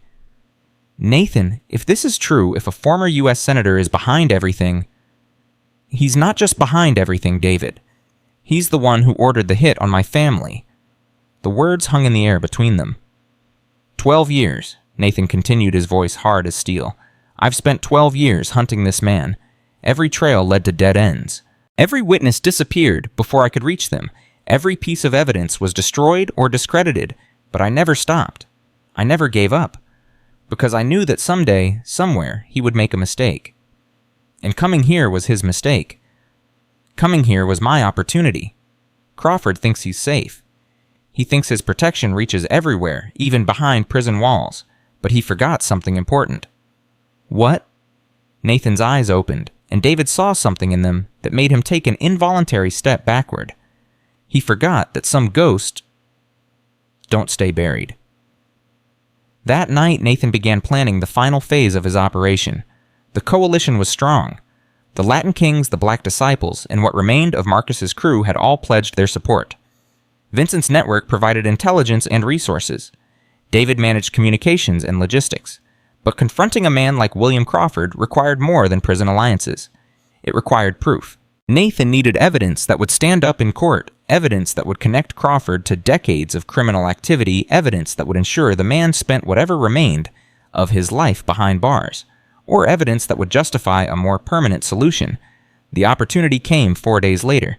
Vincent burst into the cell just after midnight, his usual composure completely shattered. "They're moving him," Vincent said breathlessly. "Crawford, tomorrow morning, federal marshals are coming to transfer him to a new location." "Where?" "I don't know, but once he's gone, he's gone. Whatever you're planning, it has to happen tonight." Nathan was already pulling on his clothes. "Wake the others, everyone we can trust. We're moving up the timeline." "Tonight, Nathan, we're not ready. We'll never be ready. That's not how this works." He grabbed Vincent by the shoulders. "This is the moment. Everything we've built, everything we've sacrificed, it all comes down to the next few hours. Are you with me?" Vincent hesitated for just a moment, then he nodded. "I'm with you." "Then let's finish this." The assault on the special housing unit began at 2:47 a.m. Eduardo's men created a distraction in Cell Block C, a controlled riot that drew most of the guards away from their posts. Vincent's network had already identified the weak points in the security system, the blind spots where cameras didn't reach the doors that could be opened with stolen keycards. Nathan moved through the chaos like a shadow, David at his side, heading toward the one place in Iron Gate that wasn't supposed to exist. They found Crawford's cell at the end of a corridor that didn't appear on any official map. 2 guards stood at the door. Private contractors, not prison staff, men who were paid to keep secrets and eliminate threats. They never saw Nathan coming. The first guard went down with a strike to the throat that silenced him before he could raise an alarm. The second reached for his weapon, but Nathan was faster, catching the man's arm and twisting it behind his back, with enough force to shatter the elbow joint. The guard dropped screaming into the hand that Nathan clamped over his mouth. "Keys," Nathan said calmly. "Now." The guard complied with trembling fingers. Nathan opened the cell door and stepped inside. William Crawford sat on a cot that was far more comfortable than anything the regular inmates enjoyed. He was exactly as Walsh had described. Silver hair, sharp eyes, the bearing of a man who had spent his life commanding others. He didn't seem surprised to see Nathan. "So," Crawford said, his voice calm and cultured, "you found me. I wondered how long it would take. You know who I am." "Of course. I've known since the moment you walked into this prison. Did you really think your cover story would fool anyone with real resources?" Crawford smiled. "Nathan Cole doesn't exist, but Nathan Walker does. Former Special Operations, lost his wife and daughter in a home invasion 12 years ago, spent the next decade hunting shadows while his career crumbled around him." Nathan's hands curled into fists. "You ordered the hit. You murdered my family." "I eliminated a threat. Your team was getting too close to my operations. The warning was meant for you, but you weren't home." Crawford shrugged. "Unfortunate collateral damage." "Collateral damage?" Nathan's voice was barely a whisper. "They were everything to me. Everything. Then you understand sacrifice. You understand that sometimes innocent people have to die for the greater good. There was nothing good about what you did. Perhaps not from your perspective, but from mine." Crawford stood slowly, showing no fear despite the danger he faced. "I built an empire that provides services to people who need them. Drugs to those who seek escape. Protection to those who feel vulnerable. Power to those who crave it. Is that evil, or is it simply capitalism applied to markets that the government refuses to acknowledge?" "You're a murderer." I'm a businessman. The murders, when they happen, are simply cost of doing business. He stepped closer to Nathan. Tell me, Mr. Walker, what do you intend to do now? Kill me? You could. I can see it in your eyes. You've killed before many times in service of a country that abandoned you. One more death wouldn't trouble your conscience. Nathan's hand moved toward the weapon concealed at his waist. But consider this, Crawford continued. If you kill me, you get revenge. A moment of satisfaction before the emptiness returns. But if you let me live, if you take me to the authorities with the evidence I know you've gathered, you get something more valuable. What? Justice. Real justice. A trial. Exposure. The complete destruction of everything I've built over 30 years. My network dismantled. My associates imprisoned. My legacy erased from history. Crawford's eyes gleamed. Revenge is personal. Justice is public. Which do you want more? Nathan's hand hovered over his weapon. The moment stretched into eternity, and then slowly he lowered his hand. David, he said without turning, call it in. David pulled out a phone that shouldn't have existed inside prison walls and dialed a number from memory. This is Operative 7, he said when the line connected. Package secured, requesting immediate extraction. Nathan stared at Crawford with cold fury. You're right about one thing. Killing you would be too easy. I want you to spend the rest of your life in a cell knowing that everything you built is gone. I want you to watch as your associates turn on you as your empire crumbles, as the world learns exactly what kind of monster you really are. Crawford smiled, but for the first time there was fear behind his eye. You think you've won. But my network extends far beyond what you've discovered. There are others, powerful others, and when they learn what happened here tonight... Let them come, Nathan said. I'll be waiting. Sirens began to wail in the distance. Federal marshals were coming. But not the ones Crawford had been expecting. The sirens grew louder. Red and blue lights flashed through the narrow windows of the special housing unit, painting Crawford's face in alternating colors of alarm. Those aren't my people, Crawford said, his composure finally cracking. Who did you call? Nathan didn't answer. He grabbed Crawford by the collar and shoved him toward the door. Move. You're making a mistake. You have no idea what you've started. I know exactly what I've started. Now walk. David led the way through corridors that had erupted into chaos. The distraction Eduardo's men had created in Cell Block C had spread inmates taking advantage of the confusion to settle old scores, grab contraband, or simply run. Guards rushed past without giving them a second glance. Everyone was too focused on containing the chaos to notice three men moving purposefully through the madness. They reached the administrative wing at 3:12 a.m. Patricia Thornton was waiting for them. She stood in the center of the corridor, flanked by Deputy Simmons and 4 guards with weapons drawn. Her face was a mask of controlled fury. Mr. Cole, she said coldly, I should have known. The moment you walked into my prison, I should have known. Step aside, Warden. Step aside. She laughed bitterly. You've just orchestrated the largest security breach in this facility's history. You've assaulted guards. You've taken a federal prisoner hostage, and you expect me to simply step aside. I expect you to make a choice. Nathan pushed Crawford forward. This man is the head of the organization you've been working for. He's the one who's been giving you orders, taking your money, threatening your life. Do you want to go down with him, or do you want to help me put him away? Thornton's eyes flickered to Crawford. Something passed between them, a silent communication born of years of mutual exploitation. She can't help you, Crawford said smoothly. Patricia knows what happens to people who betray me. Her predecessor found out the hard way. Your predecessor? Nathan looked at Thornton. What happened to him? Thornton's jaw tightened. Heart attack, 3 years ago, very sudden. Very convenient, Crawford added with a thin smile. Just like the accidents that befell everyone else who thought they could walk away from our arrangement. Is that a threat, Senator? It's a statement of fact. You've built a comfortable life for yourself, Patricia. Money, power, respect. All of it flows from me. Turn against me now and everything disappears. Your accounts frozen. Your allies vanished. Your secrets exposed. Nathan watched Thornton's face as the calculation happened behind her eyes. Fear battled with self-preservation. Loyalty clashed with survival. He's lying, Nathan said quietly. He's already lost. The federal agents coming through those gates right now have been building a case against him for years. They have evidence, testimony, documentation. Crawford is finished whether you help him or not. The only question is whether you finish with him. And if I help you, then you testify. You tell them everything you know about Crawford's network. Names, accounts, operations. In exchange, you get immunity, a chance to start over. That's not your call to make. No, it's not. Nathan nodded toward the entrance where the sound of vehicles and shouting voices was growing louder. But it's theirs, and they're very motivated to bring down everyone connected to Crawford. Everyone, Warden, unless someone gives them a reason to make an exception. Thornton looked at Crawford, then at her guards, then at the approaching chaos. Stand down, she said finally. Simmons gaped at her. Ma'am, I said stand down, lower your weapons. But do it. The guards hesitated, looking between Thornton and Simmons, unsure whose orders to follow.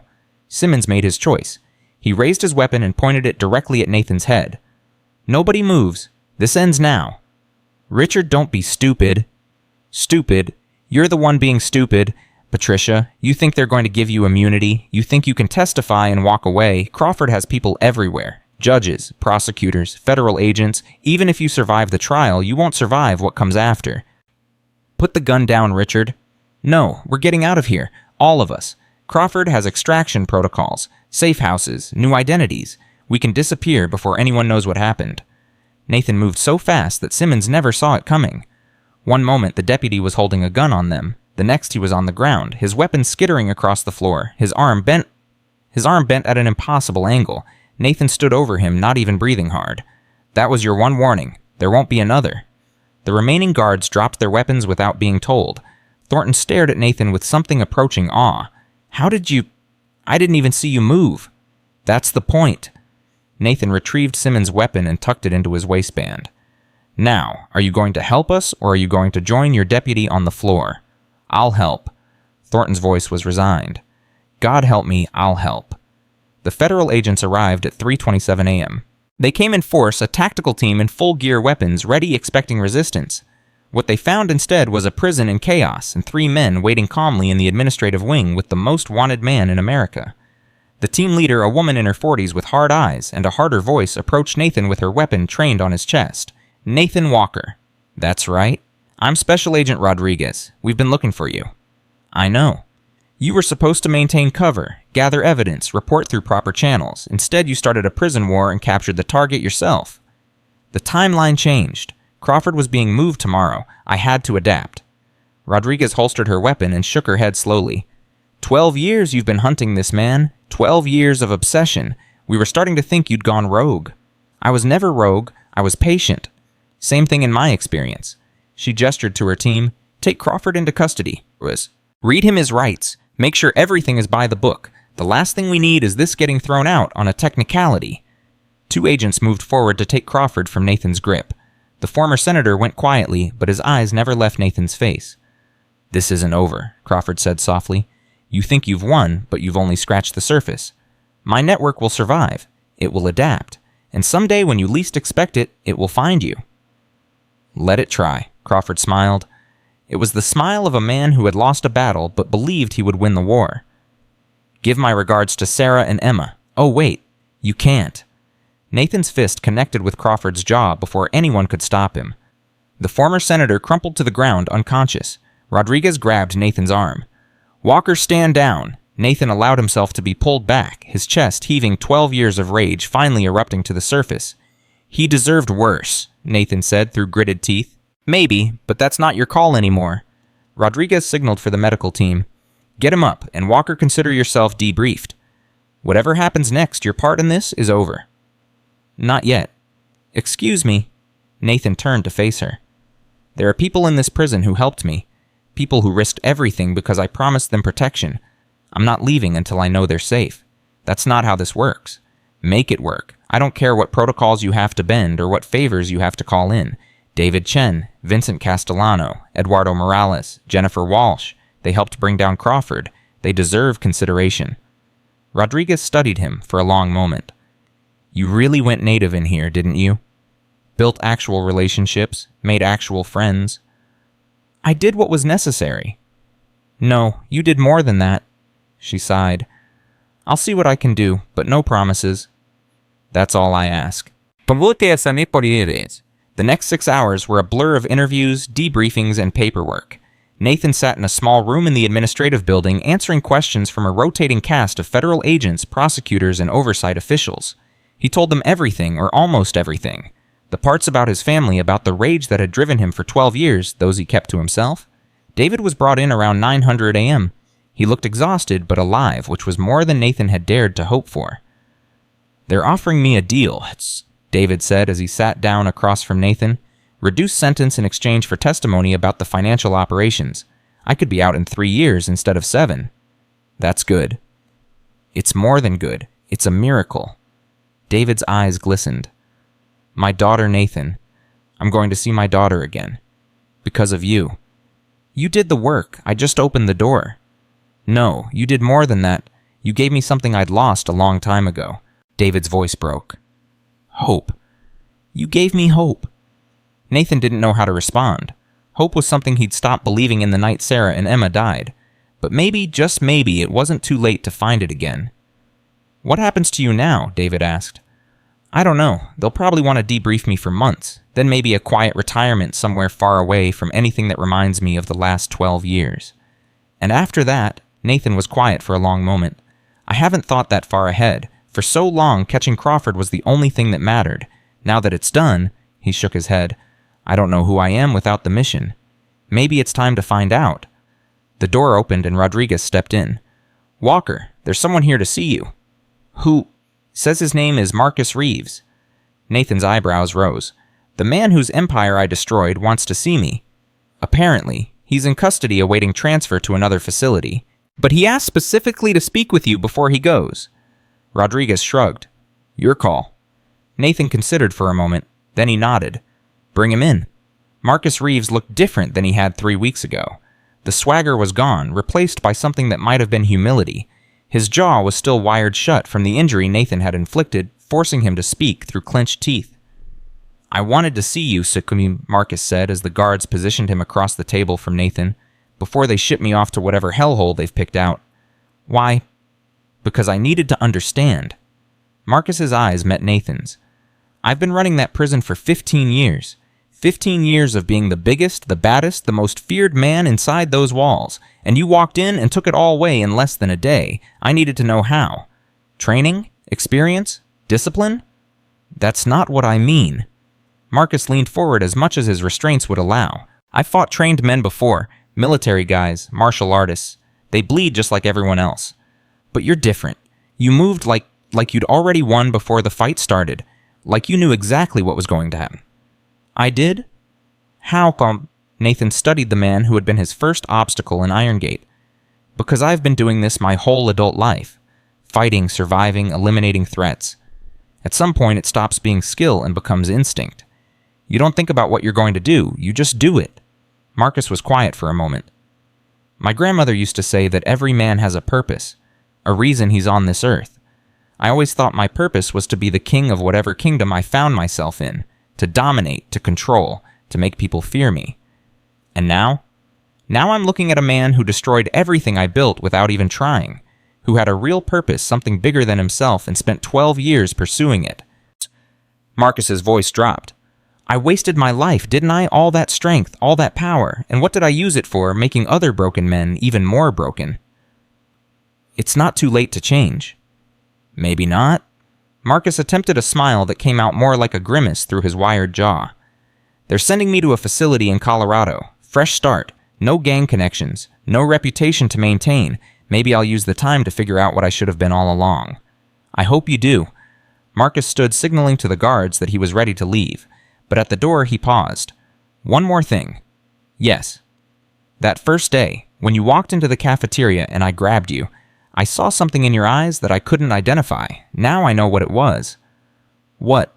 "You were already calculating how to take me down. Not if, but how. Like I was just another obstacle in your way." Marcus shook his head slowly. "I thought I was the predator, but I was never anything more than a stepping stone." He left without waiting for a response. Nathan sat alone in the interview room processing the conversation. For so long he had seen everyone around him as either assets or obstacles, tools to be used or threats to be neutralized. But somewhere in the chaos of Iron Gate something had shifted. David had become a friend. Vincent had become an ally. Even Marcus, in his own broken way, had become something like a mirror. Maybe Rodriguez was right. Maybe he had gone native. And maybe that wasn't entirely a bad thing. The final debrief came at 4 p.m. Rodriguez sat across from Nathan with a thick folder and an expression that suggested the news she carried was complicated.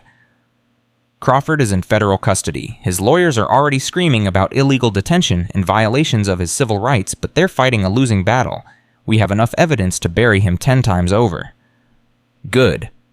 Thornton has agreed to testify in exchange for immunity on the major charges. She'll do time for the lesser offenses, probably 3 to 5 years, but she'll survive. And the others, the people who helped me, Rodriguez consulted her folder. David Chen's sentence is being reduced as promised. He'll be transferred to a minimum security facility while he awaits early release. Vincent Castellano is a more complicated case, but we're working on it. Eduardo Morales is claiming he was coerced into participating, which we both know is nonsense, but the prosecutors are willing to overlook his involvement in exchange for information about cartel connections on the outside. What about Jennifer Walsh? Already in witness protection, she had more information about Crawford's network than anyone realized. We're going to be following up on her leads for years. Nathan nodded slowly. So it's really over. The operation is over, whether it's truly finished. Rodriguez shrugged. Crawford wasn't lying when he said his network extends beyond what we've uncovered. There are still players out there, associates, allies, people who profited from his organization and won't be happy to see it dismantled. Are you telling me to watch my back? I'm telling you that men like Crawford don't build empires alone. And when those empires fall, the people who helped build them tend to scatter like cockroaches. Some will try to rebuild. Others will try to take revenge. Either way, you've made enemies that will take years to fully identify. I've had enemies before. Not like these. Crawford had connections in law enforcement and government in the intelligence community. People who owed him favors. People whose careers were built on his support. Some of them are probably in this building right now trying to figure out how to contain the damage. Nathan felt a chill that had nothing to do with the air conditioning. What are you saying? Rodriguez leaned forward. Prince. I'm saying that officially you're a hero. You brought down one of the most corrupt men in American history. You'll probably get a commendation, maybe even a medal. But unofficially, there are people who want you dead, and some of those people have the resources to make it happen. Then I'll disappear. I've done it before. That's probably wise. She slid a folder across the table. New identity, new background, enough money to start over anywhere you want. Consider it payment for services rendered. Nathan opened the folder. Inside were documents, credit cards, a passport with his photograph, but a different name. Thomas Mitchell, born in Phoenix, Arizona, former construction worker, no family, no connections, a complete blank slate. What about Nathan Walker? He asked. Nathan Walker died in a prison riot at Iron Gate. Very tragic. Body was never recovered. Rodriguez allowed herself a small smile. It's the cleanest solution for everyone involved. The agency gets to close the file. You get to start fresh. Everyone wins. Except Crawford. Crawford will spend the rest of his life in a supermax facility assuming the trial goes the way we expect. He'll have plenty of time to think about the choices that brought him there. Nathan closed the folder. When do I leave? Tonight.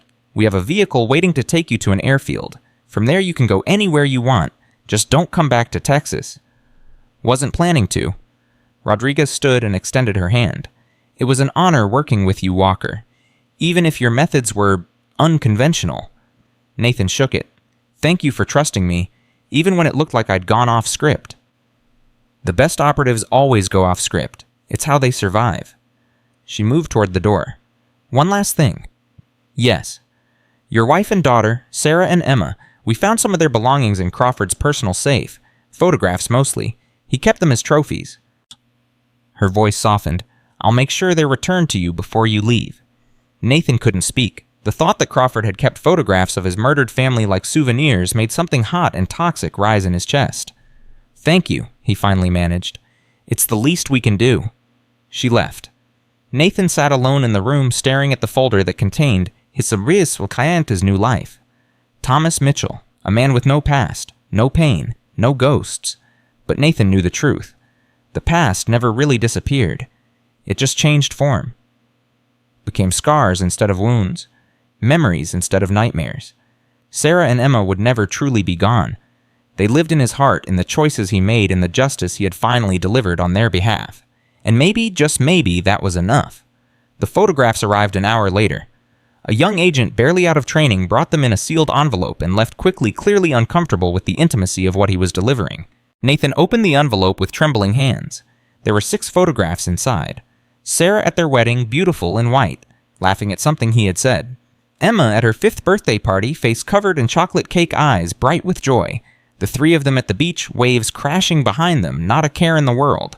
And 3 more from the day before they died. Sarah in the kitchen cooking dinner. Emma playing in the backyard. A family portrait they had taken at a local studio meant to be Christmas gifts for relatives. Nathan stared at the images, tears streaming down his face for the first time in 12 years. He had spent so long being angry, so long hunting Crawford, so long turning himself into a weapon because weapons didn't feel pain, but he felt it now. All of it. Every moment of grief he had suppressed, every tear he had refused to shed, every scream he had swallowed in the darkness of sleepless nights. It overwhelmed him. He sat in that small room and wept for everything he had lost, everything he had become, everything he had sacrificed in the name of justice. He wept until there was nothing left. And then slowly something unexpected happened. The weight that had been crushing his chest for 12 years began to lift. The constant pressure of rage and grief that had defined his existence started to ease, not disappear, but transform into something he could carry instead of something that carried him. He looked at the photograph of his family and felt for the first time something other than pain. He felt gratitude. Gratitude for the years they had shared. For the love they had given him. For the memories that would live in his heart forever. Sarah and Emma were gone. Nothing would ever change that. But they had existed. They had loved him. They had made his life worth living. And Crawford, the man who had taken them from him, would spend the rest of his days paying for that crime. It wasn't enough. It would never be enough. But it was something. Nathan carefully placed the photographs in the folder with his new identity documents. Thomas Mitchell would carry them with him wherever he went, a reminder of who he had been and who he still was underneath the new name and the fresh start. At 8:00 p.m., a guard came to escort him to the waiting vehicle.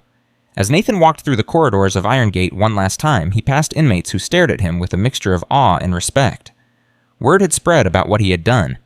The man who had dismantled Marcus Reeves. The man who had exposed the corruption that had exploited them for years. The man who had walked into their world and changed it forever. He reached the main entrance and stopped. David was waiting there already in the custody of federal marshals who would transport him to his new facility. "I heard you're leaving," David said. "New identity, clean slate. Will I ever see you again?"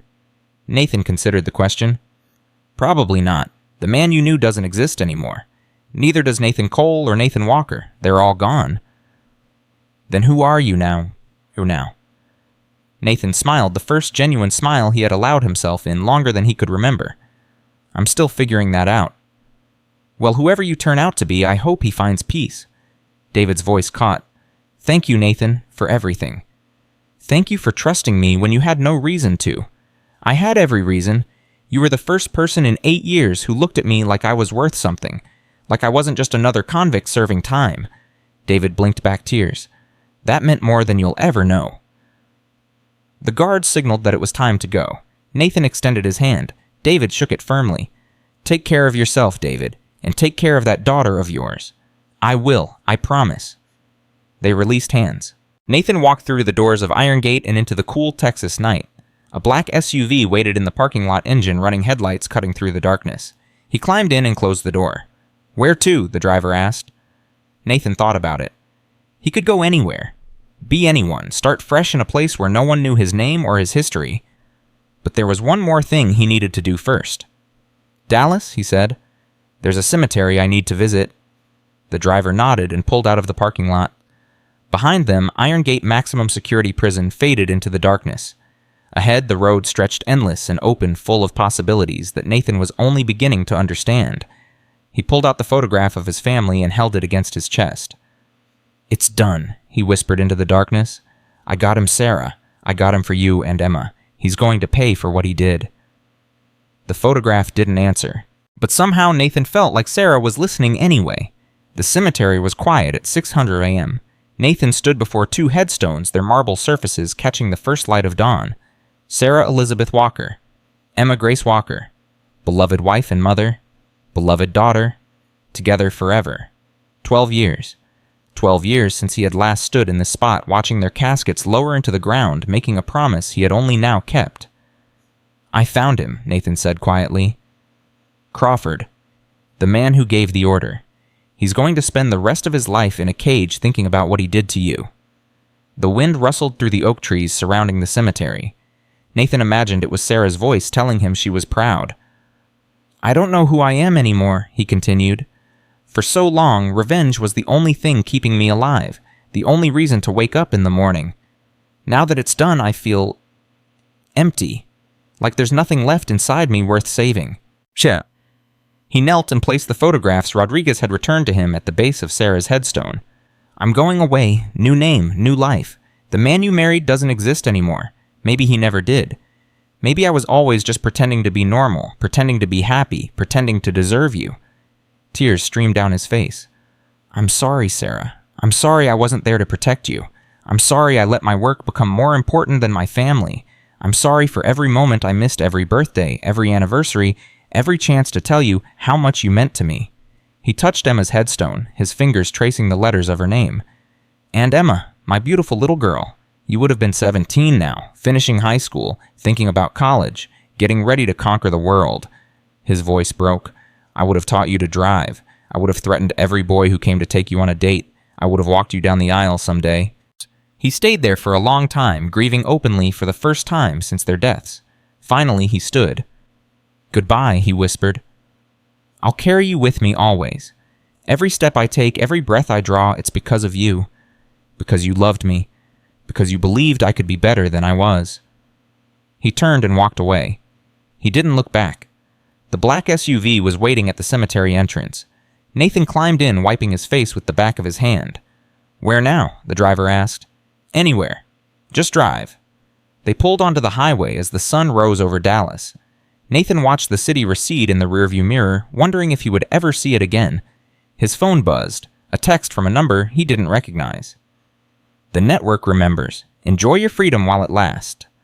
Nathan stared at the message. Crawford's associates, already making threats, already positioning themselves for revenge. He showed the text to the driver, who glanced at it with professional concern. We should report this. Report it to who? Rodriguez said herself that some of Crawford's people are probably inside the agency. Any report I file could end up in the wrong hands. Then what do you want to do? Nathan considered his options. He could run, disappear into the new identity the agency had provided, become Thomas Mitchell and hope that Crawford's network never found him. Or he could fight. Pull over. What? I said pull over. The driver complied, steering the SUV onto the shoulder of a quiet stretch of highway. Nathan stepped out and walked a few paces into the empty field beside the road. He pulled out his phone and dialed the number the text had come from. It rang twice before someone answered. Mr. Walker? The voice was male-cultured, cold. I wondered how long it would take you to respond. Who is this to someone who has invested a great deal of time and money into Senator Crawford's organization, someone who is very unhappy about recent developments? Crawford is finished. His network is exposed. Whatever you think you're going to accomplish, it's too late. Is it? The voice sounded amused. You dismantled one operation, one piece of a much larger puzzle. Did you really think Crawford was the only player? Did you really think bringing him down would change anything? Nathan felt a chill that had nothing to do with the morning air. What are you saying? I'm saying that Senator Crawford was useful, but he was never essential. The network he helped build will continue with or without him. The money will keep flowing. The connections will remain intact. All you've accomplished is creating a temporary inconvenience. Then why are you calling me? Because you've proven yourself capable, resourceful, dangerous. Those are qualities that could be valuable to the right employer. Nathan laughed bitterly. You're offering me a job. I'm offering you a choice. You can spend the rest of your life running from people who will never stop hunting you, or you can join us and put your skills to profitable use. I'll take option 3. There is no option 3. There's always an option 3. Nathan's voice hardened. I'm going to find you. I'm going to find everyone connected to Crawford's network, and I'm going to tear the whole thing down piece by piece until there's nothing left. Silence on the line. You're making a mistake, Mr. Walker. Maybe, but it's my mistake to make. Then you've chosen death. I hope it was worth it. The line went dead. Nathan stared at his phone for a long moment. Then he walked back to the SUV. Change of plans, he told the driver. Take me back to the agency field office. Sir, I'm not done yet. Rodriguez was not happy to see him. You're supposed to be on a plane to somewhere far away from here, she said, her voice tight with frustration. What the hell are you doing back? Nathan placed his phone on her desk and played the recording he had made of the conversation.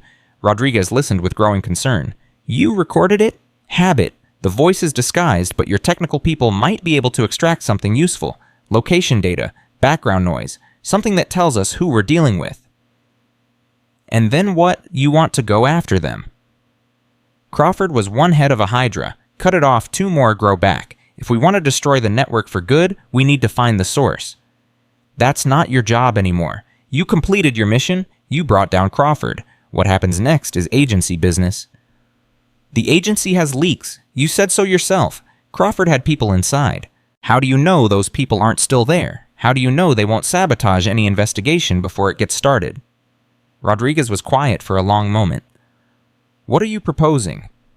Let me work outside official channels, no reports, no oversight, no paper trail that Crawford's people can follow. Give me resources and let me hunt. That's not how we operate. It's how I operate, and it's the only way this ends. Rodriguez studied him with calculating eyes. You know what you're asking for, complete deniability. If something goes wrong, the agency will disavow you. You'll be on your own. I've been on my own for 12 years. I'm used to it. And if you succeed, if you actually manage to bring down the entire network, then you get the credit, the agency gets the win, and I get to disappear for real knowing that no one else will have to go through what I went through. Rodriguez leaned back in her chair. Give me 24 hours. I need to make some calls, talk to some people who don't officially exist. If I can get authorization for what you're proposing, you'll hear from me. And if you can't, then you take your new identity and you run. Because without agency backing, you won't last 6 months against these people. Nathan nodded. Fair enough.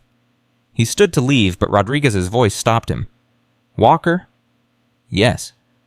Why are you doing this? Really, Crawford is done. Your family has been avenged. Why put yourself back in the line of fire? Nathan thought about the question. He thought about Sarah and Emma. He thought about David Chen and his daughter. He thought about all the families that had been destroyed by Crawford's network, all the lives that had been ruined, all the suffering that would continue if the Hydra wasn't killed once and for all. Because someone has to, he said finally. Because if I walk away now knowing what I know, I'm no better than the people who let it happen in the first place. That's a hell of a burden to carry. It's my burden. I chose it, and I'll see it through. He left without another word.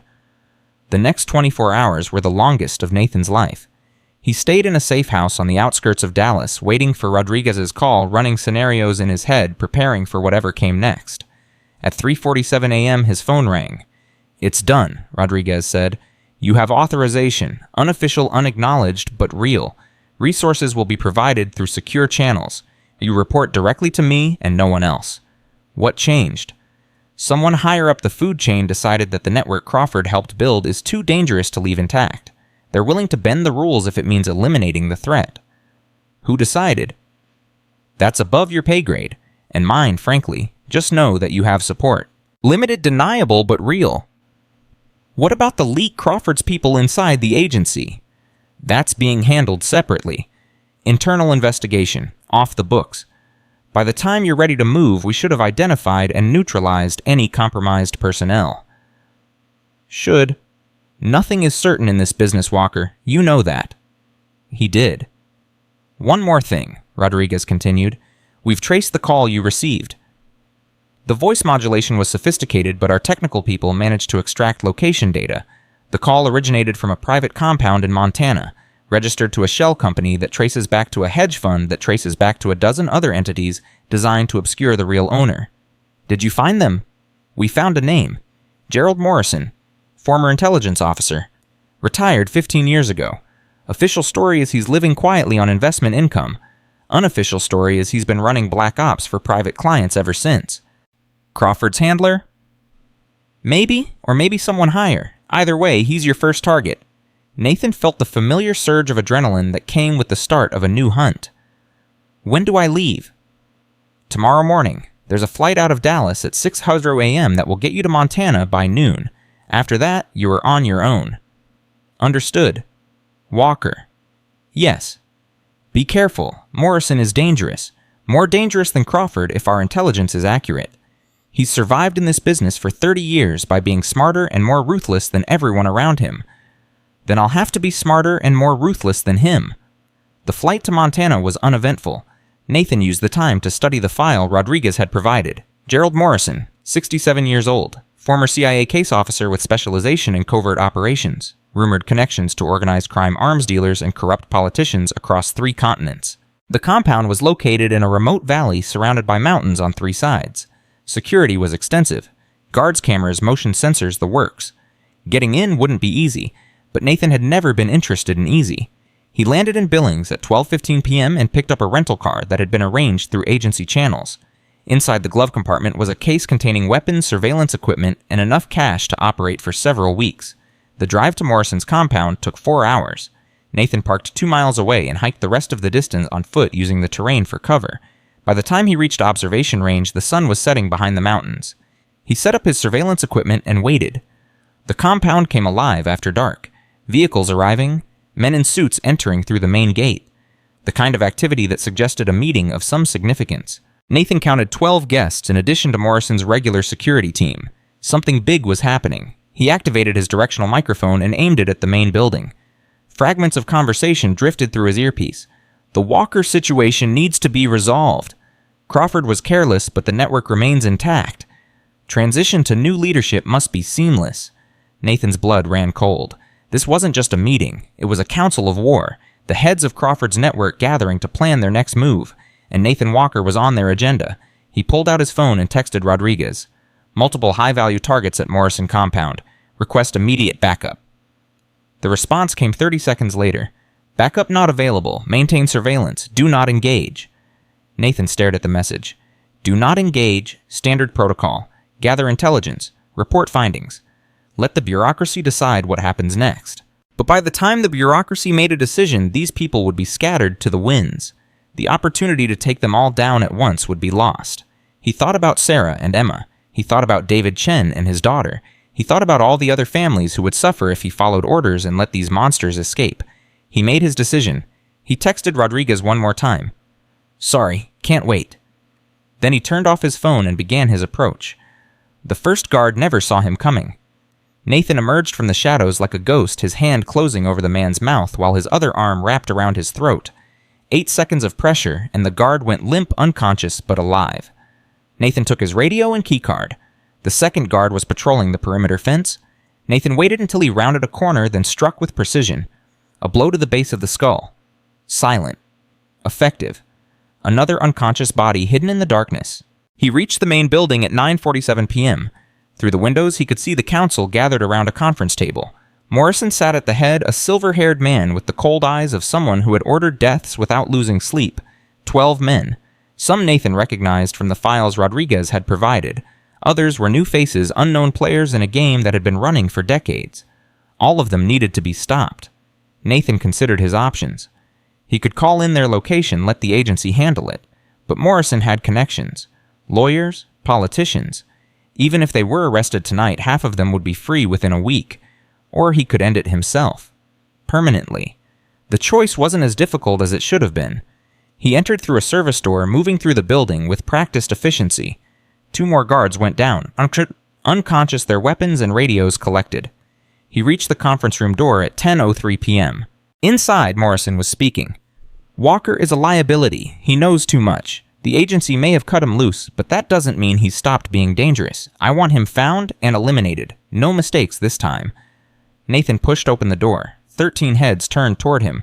For a moment, no one moved. Then Morrison smiled. Mr. Walker, how kind of you to save us the trouble of hunting you down. Morrison, I was hoping we could talk. Talk. Morrison's smile widened. By all means, what would you like to discuss? Your network. Crawford was just the beginning. I want to know everything. Names, operations, financial channels, all of it. And if I refuse, Nathan's hand moved to the weapon at his waist. Then this conversation gets much shorter. Morrison glanced at his associates, then back at Nathan. You're outnumbered. My security team will be here any moment. Whatever you're planning, it won't work. Your security team is currently taking a nap, and your associates don't look like fighters to me. Bankers, lawyers, politicians. Men who pay others to do their dirty work. Nathan's voice hardened. But there's no one to pay tonight. It's just us. One of the men at the table reached for something under his jacket. Nathan's weapon was out and aimed before the man's hand touched cloth. Don't. The man froze. Everyone put your hands on the table, slowly. Any sudden movements and I start shooting. 12 pairs of hands emerged and settled on the polished wood surface. Morrison remained calm, almost amused. Impressive. You're everything the reports said you were, but you're also alone. Even if you eliminate everyone in this room, the network will survive. It's too big, too distributed, too resilient. Then I'll keep hunting. One piece at a time until there's nothing left. That would take years, decades. You'd spend the rest of your life fighting shadows. I've already spent 12 years fighting shadows. What's a few more? Morrison studied him with newfound respect. You're serious. This isn't just a mission for you, it's a calling. My family was murdered because Crawford wanted to send a message. Every day since then has been building toward this moment. You can tell me what I need to know voluntarily, or I can make you tell me. Either way, the network dies tonight. The standoff lasted several seconds. Then Morrison did something unexpected. He laughed. You know what I admire most about you, Mr. Walker, your conviction. Most men in your position would have taken the money and disappeared, started a new life somewhere comfortable, but you came here alone, outnumbered with nothing but skill and determination. He shook his head slowly. That kind of conviction is rare. And valuable. I'm not for sale. Everyone is for sale. The currency just varies. Morrison leaned forward. What if I told you there was another way, a way to destroy the network that doesn't involve you dying in this room? I'm listening? The network operates on trust, mutual dependence. Every person at this table knows secrets about every other person. That's what keeps us loyal. But it's also what makes us vulnerable. Morrison's eyes gleamed. Give me immunity, real immunity, and I'll give you everything. Every name, every account, every operation, the entire structure delivered to your agency on a silver platter. Why would you do that? Because I'm old Mr. Walker, because I've spent 30 years looking over my shoulder, waiting for someone like you to come through that door, because I'm tired of the game and ready to exit. His voice dropped. And because Crawford wasn't the only one who made enemies. Some of the men at this table would happily see me dead if they thought they could get away with it. Nathan glanced at the others. Fear in their eyes. Calculation. Morrison was right. These weren't allies. They were competitors held together by mutual blackmail and shared profit. You're asking me to trust you. I'm asking you to be practical. You can try to take us all down by force and probably die in the attempt. Or you can let me help you dismantle the network from the inside. The outcome is the same. The method is different. Nathan considered the offer. Every instinct screamed that it was a trap. Morrison was a manipulator, a survivor who had outlasted dozens of threats over 30 years. Trusting him was dangerous, but so was the alternative. How do I know you'll keep your word? You don't, but I know something about you, Mr. Walker. I know you're smart enough to verify everything I give you before acting on it. I know you'll have agency resources checking every name, every account, every detail. And I know that if I lie to you, if I try to double-cross you, you'll come back and finish what you started tonight. You're afraid of me. I'm respectful of your capabilities. There's a difference. Morrison spread his hands. So, do we have a deal? Nathan made his decision. 6 months later, the network was gone. Morrison had kept his word. Names led to names. Accounts led to accounts. Operations were exposed, assets were seized, and dozens of arrests were made across 6 countries. The media called it the largest corruption case in American history. Nathan Walker, officially dead, watched the coverage from a small apartment in Portland, Oregon. His phone rang. It's done, Rodriguez said. The last of the major players was arrested this morning. Morrison is in witness protection, spilling his guts to federal prosecutors. The network is finished. What about the others, the men who were at that meeting? Scattered to the winds initially, but we tracked them down one by one. Most are facing multiple life sentences. A few tried to run. They didn't get far. Nathan closed his eyes. And Crawford, honey, convicted on all charges last week. He'll die in prison. His lawyers are appealing, but it's over. Over. The word felt strange. Foreign. For 12 years, the hunt had been everything. Now that it was finished, Nathan didn't know what to do with himself. What happens to me now, huh? He asked. That depends on you. Thomas Mitchell's identity is still active. You can disappear, start fresh, live whatever life you want. Rodriguez paused. Or you can come back. The agency could use someone with your skills, off the books, handling situations that require a specialized approach. Another mission. Another purpose. If you want it. Nathan thought about Sarah and Emma. He thought about the photographs he still carried with him everywhere. He thought about the promise he had made at their graves. I'll think about it. Take your time, you've earned it. She hung up. Nathan sat in silence for a long time. Outside, the sun was setting over Portland, painting the sky in shades of orange and gold. It was beautiful, peaceful, the kind of sunset Sarah would have loved. He pulled out the photograph of his family and held it against his heart. I did it, he whispered. It's really over. They're all gone. Every single one of them. The photograph didn't answer, but for the first time in 12 years, Nathan felt something he had forgotten was possible. Peace. Not happiness, not yet, maybe not ever, but peace. The quiet certainty that comes from finishing what you started, from keeping a promise that seemed impossible to keep. His phone buzzed, a text from an unknown number. He opened it. A photograph. David Chen standing outside a modest house, his arm around a teenage girl who had his eyes and her mother's smile. The caption read, "First day home. Thank you for everything." Nathan smiled. Maybe the mission wasn't over after all. Maybe it was just beginning in a different way. He typed a response. Take care of her. She's lucky to have a father like you. Then he set down his phone and watched the sunset until the last light faded from the sky. The next morning he called Rodriguez. I'm in, he said. What's the next assignment? There's a situation in Miami. Human trafficking ring with connections to international organized crime. We need someone to infiltrate and gather evidence. When do I start? How soon can you be there? Nathan smiled. It was the first genuine smile he had allowed himself in years. I'm on my way. He packed his bag, tucked the photograph of his family into his jacket pocket, and walked out of the apartment. The war against evil never ended. The shadows never stopped breeding new monsters.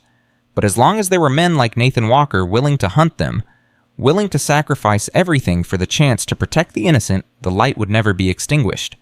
Sarah and Emma were gone. Nothing would ever bring them back. But their memory lived on in every life Nathan saved, every family he protected, every monster he brought to justice. That was their legacy. That was his purpose. And he would carry it with him until his last breath. Because some promises are worth keeping no matter the cost, and some debts can only be paid in blood. Nathan Walker, the man they called the Ghost, disappeared into the morning light. Behind him, the past faded into memory. Ahead, the future stretched endless and uncertain. But for the first time in 12 years, he faced it without fear. Because he was no longer running from his pain. He was running toward his purpose. And nothing in this world, or any other, would ever stop him again. The hunters had become the prey. The prey had become the hunter. And in the end, justice had prevailed.